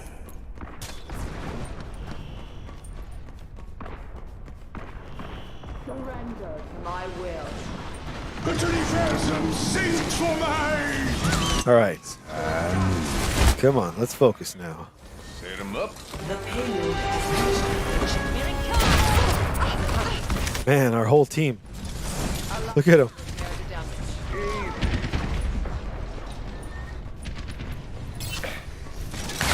Oh, geez, I can't do much on my own.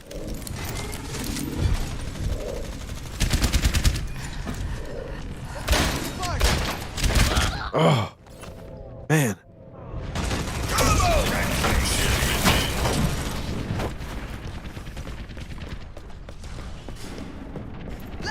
That was not in the plan.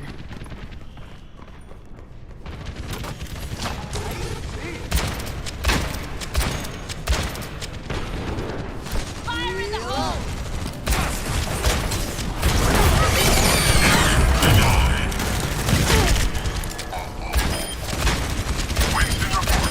Touch from the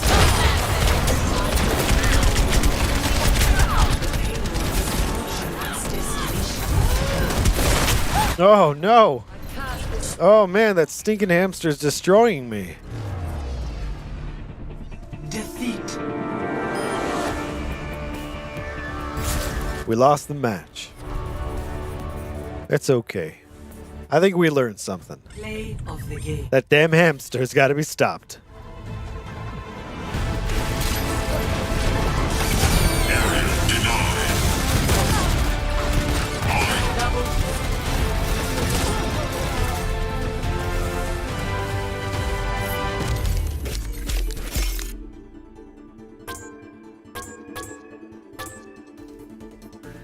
Dang, pretty good.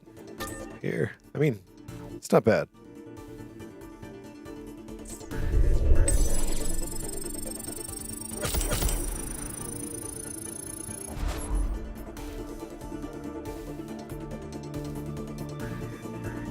Man, people are being so rude in the chat. It's unfortunate, you know? Because you know all these people, it's one of those moments in time that, well, really come less than once in a lifetime, where you know for sure, without a doubt, that the other person is going through something right now. You know, the severity of that something may change, but they're still going through something right now. Everyone. Everybody. So it's like, can't we just be cool? Just for a little bit. Science will reveal the truth. I think we can. But first, I have to figure out what the fuck this is. I don't know what this is. Allow me to repair the damage. I've never played this character before. Oh, you hold it. Okay. What is this? This is not an aim trainer. Surrender to my will. What am I doing? That's not what I wanted to do. We're leaving this game. Let's go look for another one. Aim.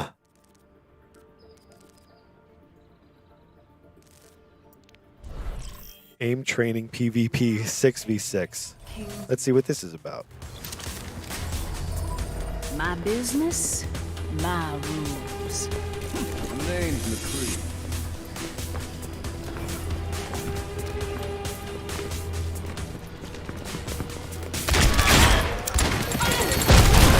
Oof. She got me good.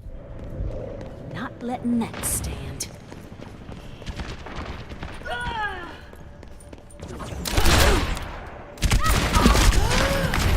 Smoke him out of there!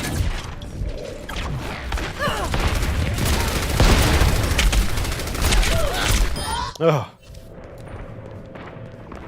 What are you doing? And who are you? You look so cool. Wait, don't run away. I was looking at your clothes. Whoa, who's shooting? Bad guys. Heads up. Oh, thank you.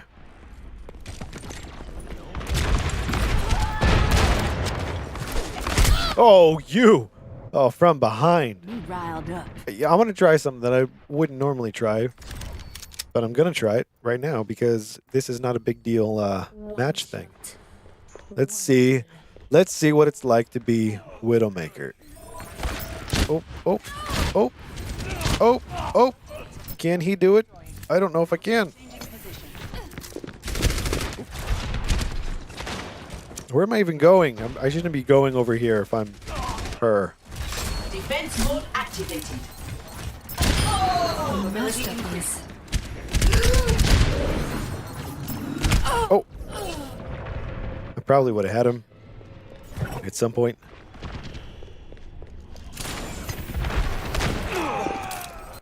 Oh! She was about to shoot me. I can feel it. Now traveling to Busan. You know that feeling you get right in between your ribs? It's a real acidic kind of melting pain that you get. It's right before someone's going to shoot you.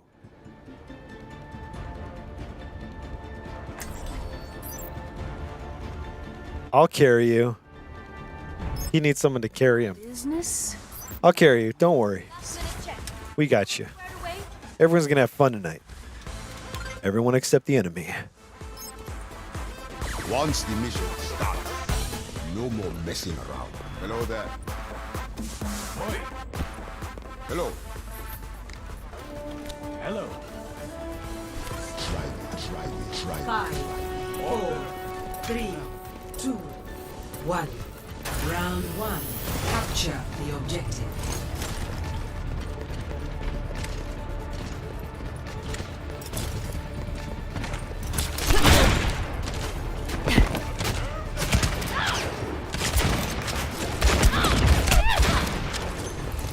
Here it comes.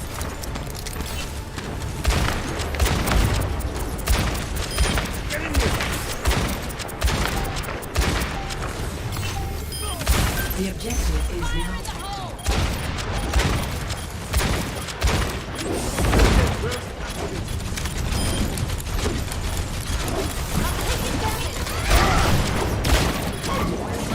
Smoke him out there. Defense at your office. Join me. I'm on fire. Good job, you guys.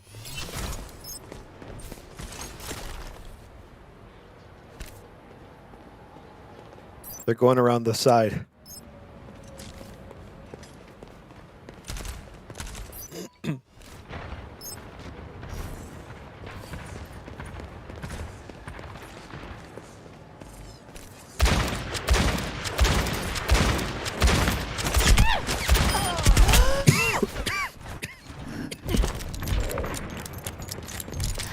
Excuse me.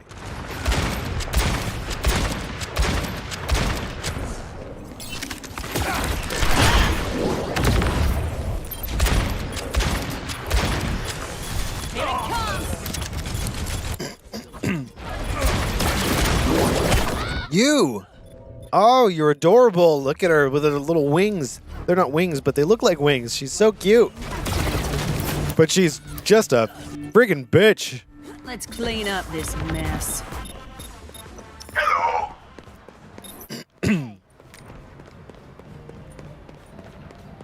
Hello. Hey. Hello. Hey. Hello. You won't be disappointed.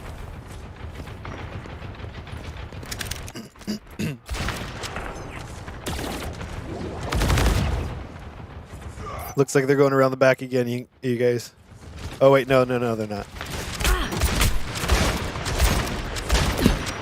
Kill the Mohole. Fire in the hole.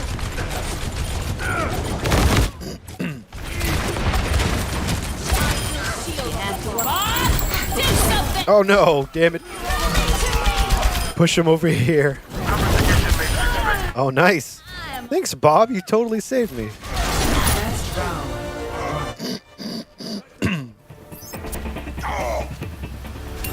Great job, you guys. Fantastic. All we had to do was have fun. 0. That's all it took. Because those guys, they are the worst. Not the worst at the game, mind you. They're okay. But they're just the worst in personality. I mean, you try and hang out with them. Can't even have a conversation. They just stare at you. Then shoot you. What's up with that? You guys, on the other hand, are really pulling it back and letting it go. And I appreciate it. Spett det så. 5, Look at this room. 3, 2, 1. It's cool. Capture the objective.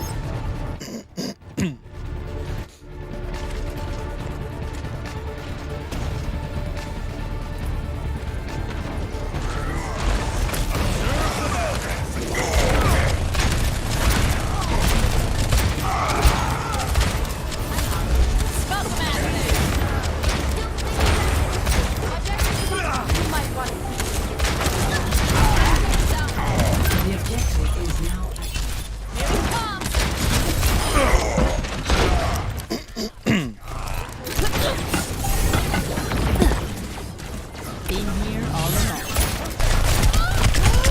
Oh, I would have had her with that last shot too. It's okay. She did good. They are getting on my nerves. Isn't this game just beautiful? I hope you can appreciate how gorgeous it is. Because it's just so gorgeous.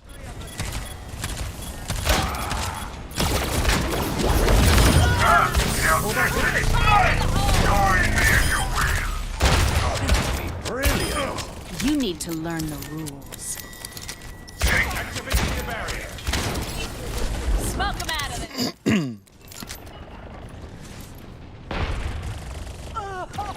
I'm on fire!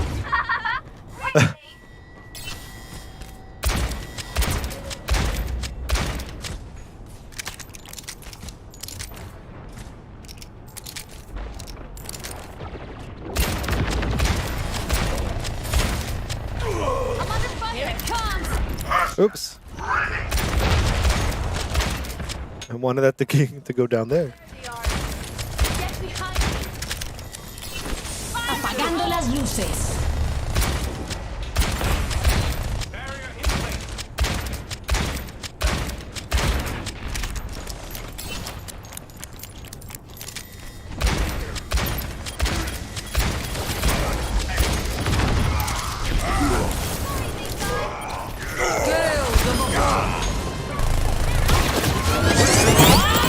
Do something!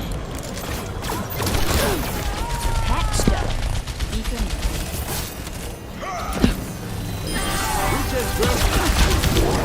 Sorry, my friends. Have your shield. I don't want her messing with me. I need to keep her away.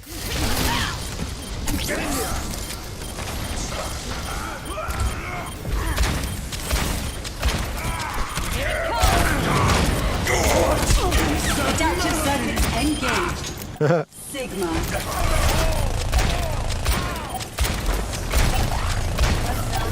Mission complete. Fire in the hole!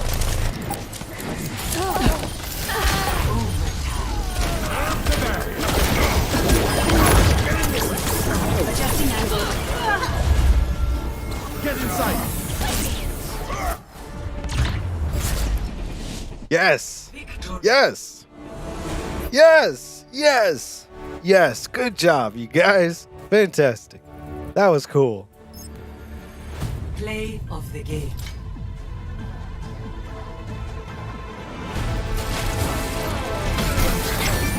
That's how you do it!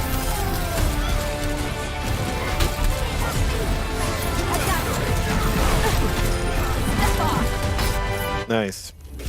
That darn whip thingy. Hey, look at Bob got on the board. Way to go, Bob.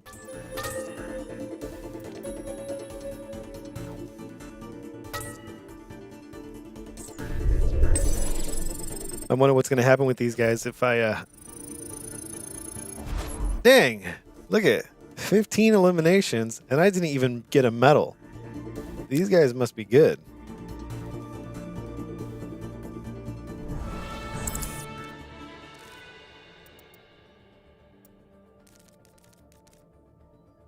Unable to join a match? Why? Don't be unable. Okay, here's the thing. I keep doing this. I keep going in there. And pressing that button. H. You know what I should do? We're going to go add a button. We're going to say long press, and we're going to say A I M. I don't know if that'll work. I mean, it probably will. I mean, I really don't see why not. All right, let's see. What was it? Long press X. Hey! Now I don't have to type it anymore. Perfect. So where should we go here? Now arriving at Lijiang Tower. Is it still looking for a match for us? My business, my rules.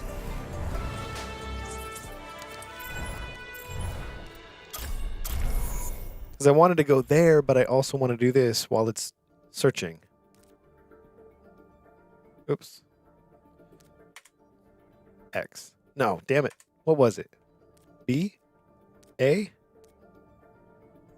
Y? No! What have we done? Oh, wrong one.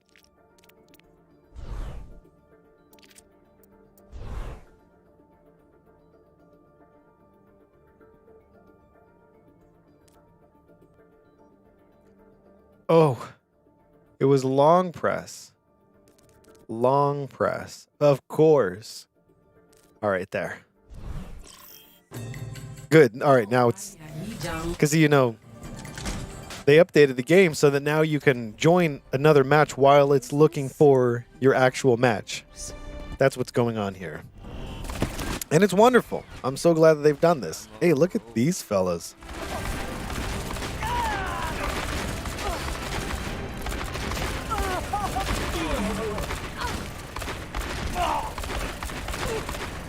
It's like they're shooting at me.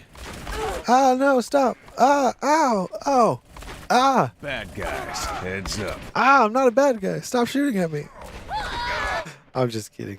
They're not really shooting at me.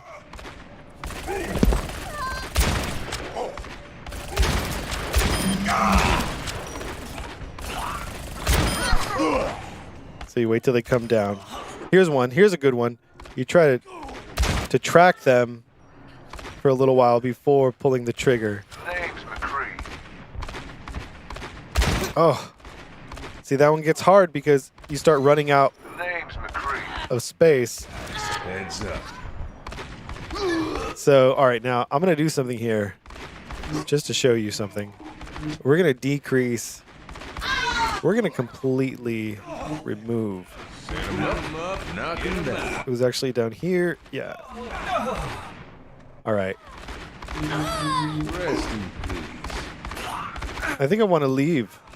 I think maybe I should leave that vertical sensitivity on the gyro. I wonder if that would make a big difference. Let's see. Bad guys, heads up. Gotcha. Just a minute. See, it's way faster now. Don't waste my time. I'm on a roll.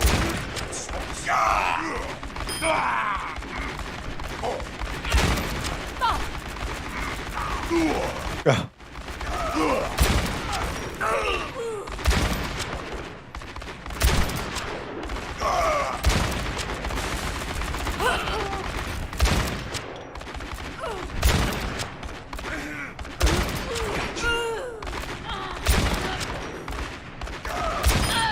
Double kill.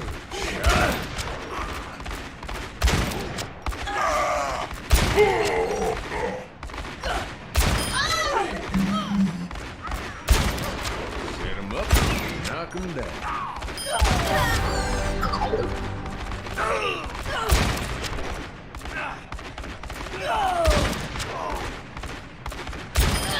Okay. Oh. I really tense up when I'm doing that, you know, like my back. I tense my back. I shouldn't do that. But it feels good when you make a tweak and then you start noticing like you immediately notice improvements. Now here's the problem, like you saw that. I just turned off this trigger dampening. What basically that does is that increased the speed. It increased the sensitivity, it increased the speed of my aiming when I'm doing a soft pull. Not a full pull, because the full pull is still very slow. But the soft pull, that's the faster one. And I just made it even faster. My business. My rules. Overwatch had good reason to shut down. And it might be too much, but it was working better, as you saw over there in that aim trainer map. And that could just be because in order to do that specific task of shooting a character at that distance, falling up and down in a very predictable pattern, that might be the best setting for that scenario. May come out to being, because the characters in a real match move around much more frantically and chaotically, so it may, I don't know. We'll find out. We'll find out. Oh, I should not have just been standing there. We need some shields. How about a little extra? Let's clean up this mess. The objective is now active.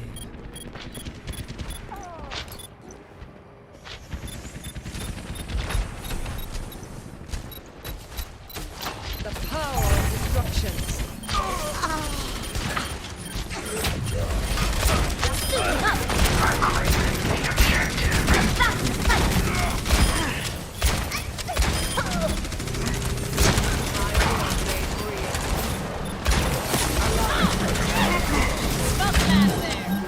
I think it's too fast.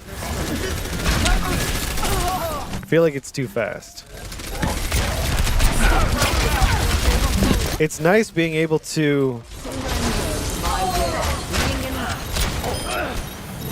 It's definitely nice. I mean, the benefits of having a high sensitivity mouse or gyro are fairly obvious, but I think the trade-off is not worth it.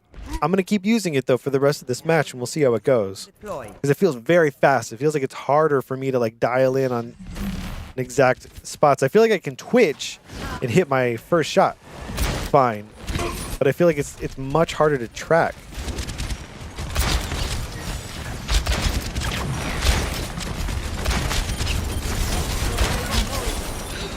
Here it comes!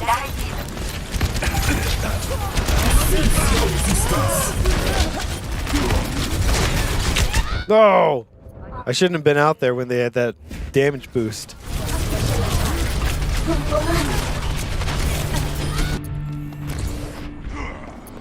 Nothing wrong with a little self-improvement.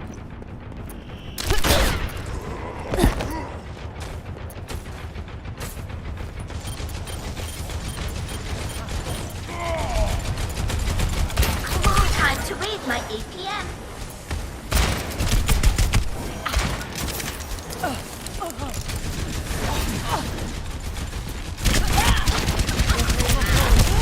No, no, soldier. So inconsiderate. Look at him. Watch. Look at him. Doesn't say excuse me. Just walks right into me and then shoots me over and over and over. What do you do with a person like that? This will restore you.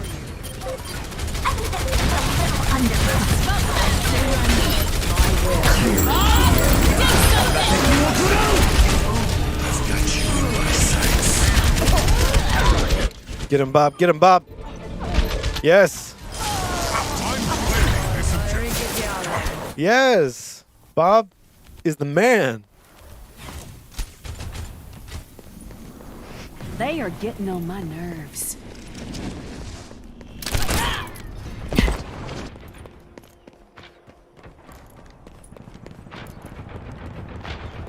Fire in the hole! I will be real.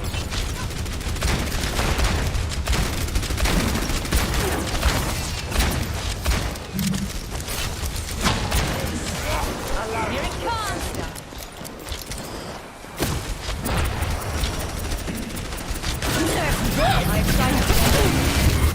No, I just needed to get over the wall. But I couldn't get over the wall. Nerf this! Triple kill. Time to change things up.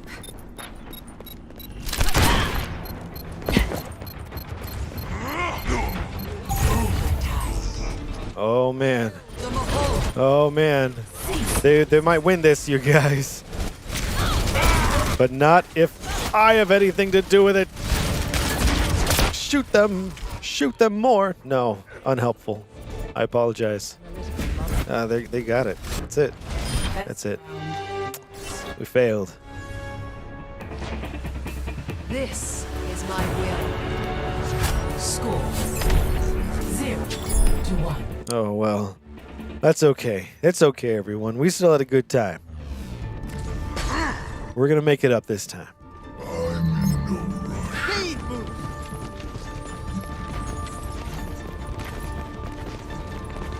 Look at this team.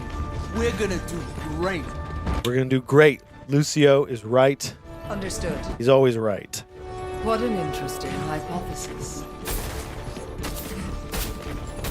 5, 4, 3, 2, 1. Here we go.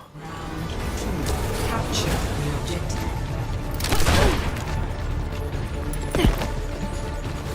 Fire in the hole! I'm under attack.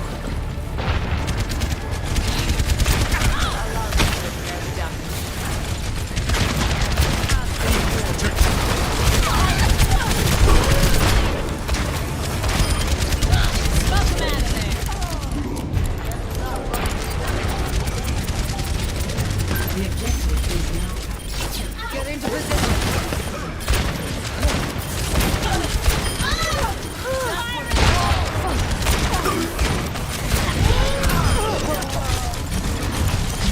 I need healing.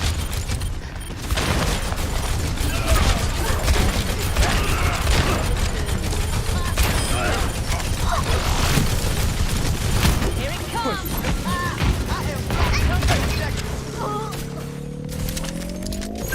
Yes, way to go. We got it.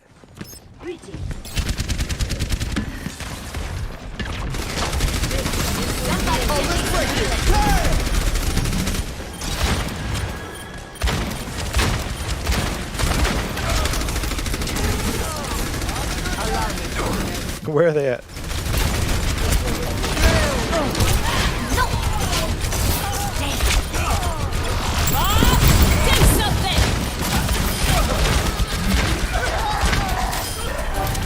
I'm on All deck. I can do this all deck. Oh, this is my jam.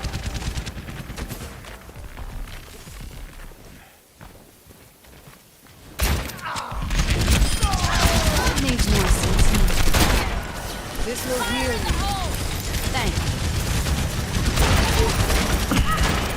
I excited the enemy.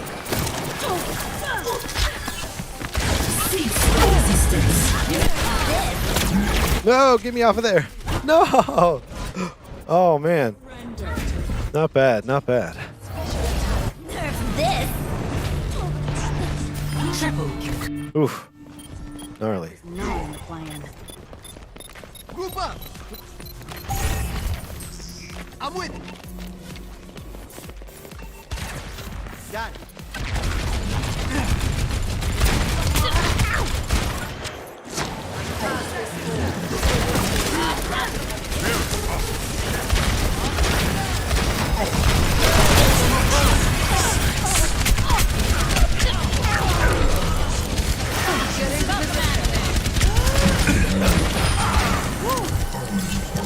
Thanks.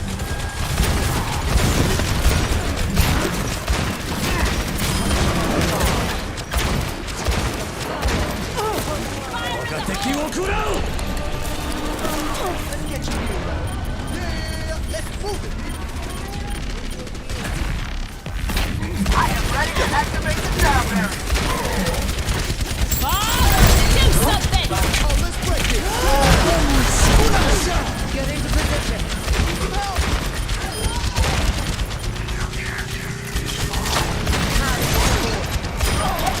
Surrender to my will.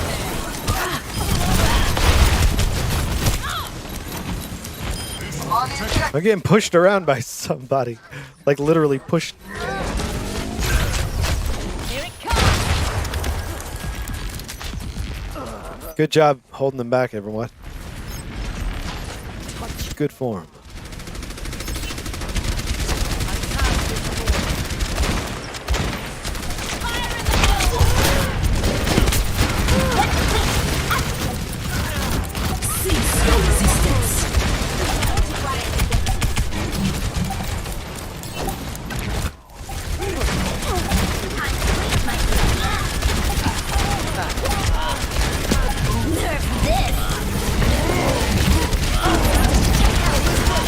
No! Oh, I thought I made it. I thought I was safe. Not safe from Soldier 76, apparently. Look at him. Boom. She's just like oblivious. Time to change things up.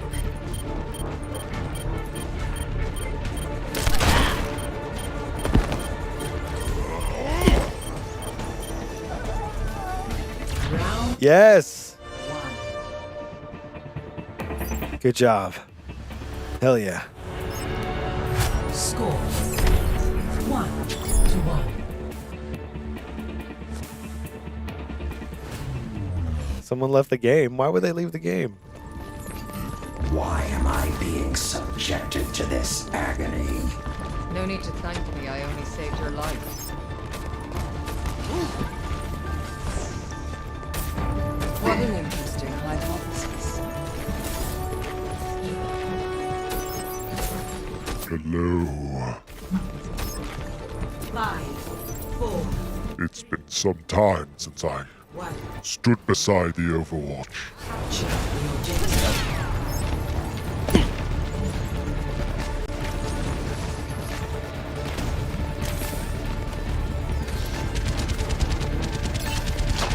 Touch from afar. Here it comes.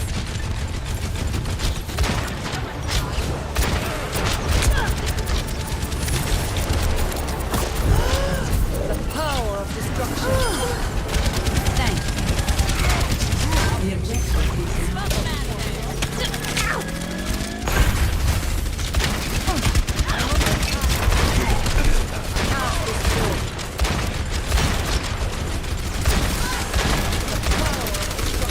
Oops. Time to read my ATM. Will restore you.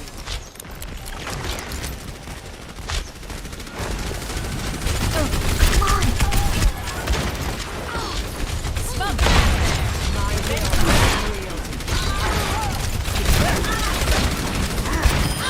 You need to learn the rules.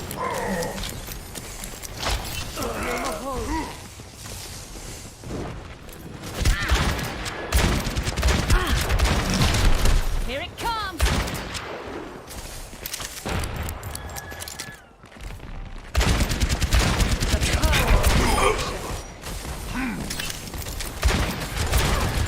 My ultimate is ready to be unleashed. Surrender to My my ultimate will. is charging. I stick up for my crew.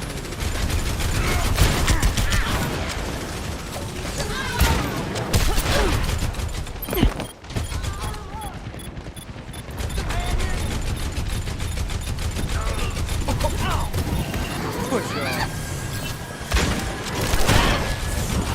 You got it. Smoke them out of Have you been practicing? That's you. All day. there.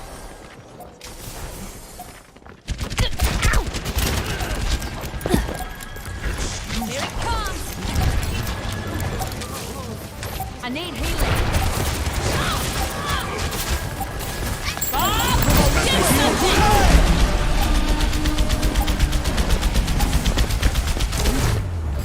Yes. victory. We did it. Way to go, everyone.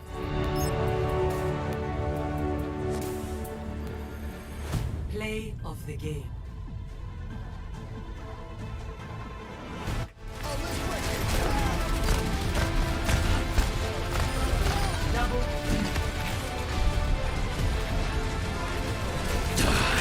Nice.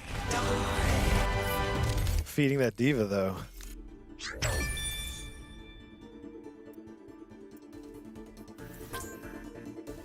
Thanks, Lucia. Thanks, everybody. Have a good night. Great healing, by the way.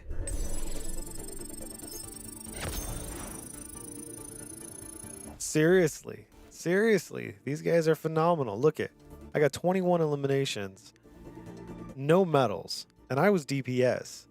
And we were doing well. Those guys are unbelievable. I keep telling myself that because it makes me feel better.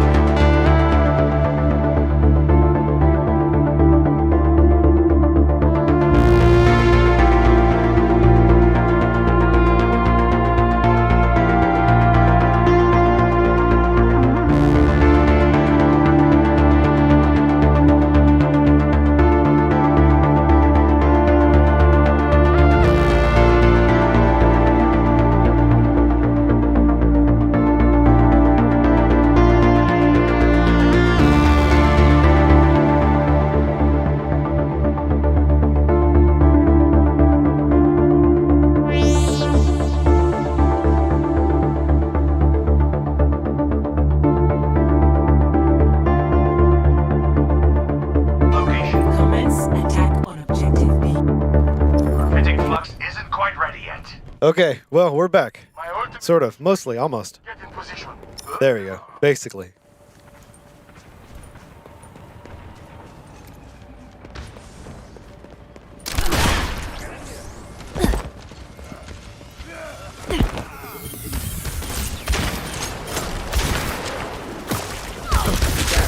¡Ayuda! ¡Atrás! ¡Atrás!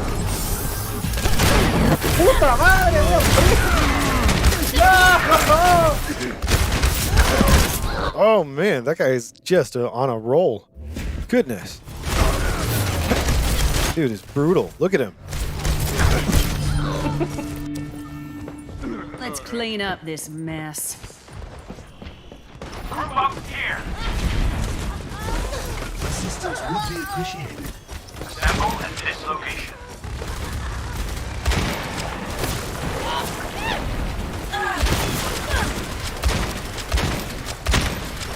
Here it comes. Follow me, Batiste.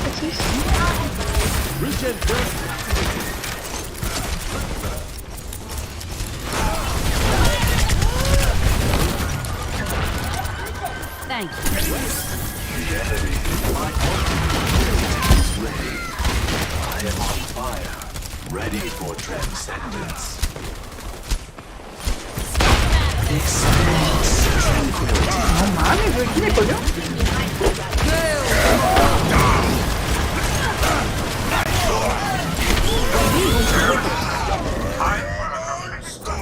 Surrender. Madness. They are getting on my nerves.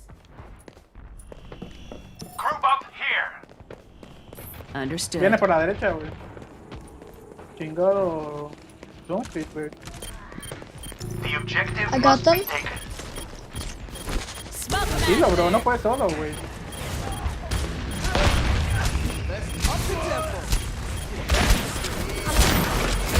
Barrier in place. How about a little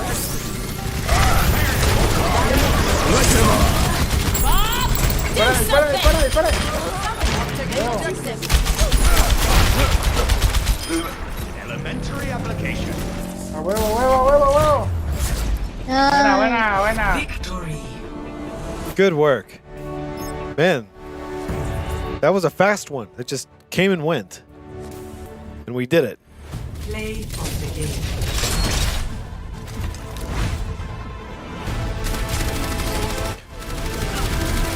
Well, that's going to be all, everybody. That's going to do it. That's going to be it. That's all.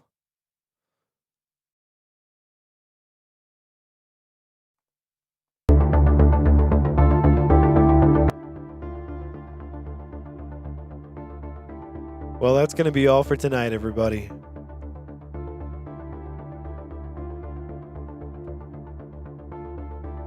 I appreciate you all hanging out and celebrating this Steam Controller.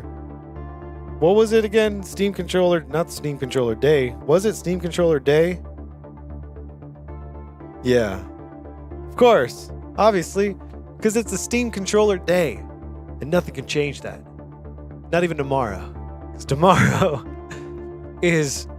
Now, you may want to sit down for this. Tomorrow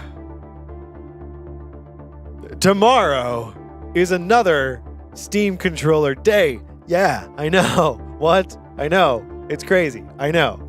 But it's true. And we're going to be back here on the bridge tomorrow with more music and probably some Overwatch, maybe some Warzone, but it's all going to be played with a Steam controller, and we're going to talk about how we're doing it and why we're doing it and what we're doing and what's going on. Hopefully, you will all still be here tomorrow, and we'll commune together, see how we're doing, touch base, we'll check in, we'll just have a good time, as we do. So be safe out there and be careful and watch your back, because we pissed off a lot of people tonight. And retribution may be in store. But it's okay. Because me and Bob will carry you. So don't worry. Thanks for joining us. And I'll see you guys another time. Take care. And I'll see ya another time on another camera in the same room with my cameras. That's enough. Okay, I'll see you later. Bye-bye now.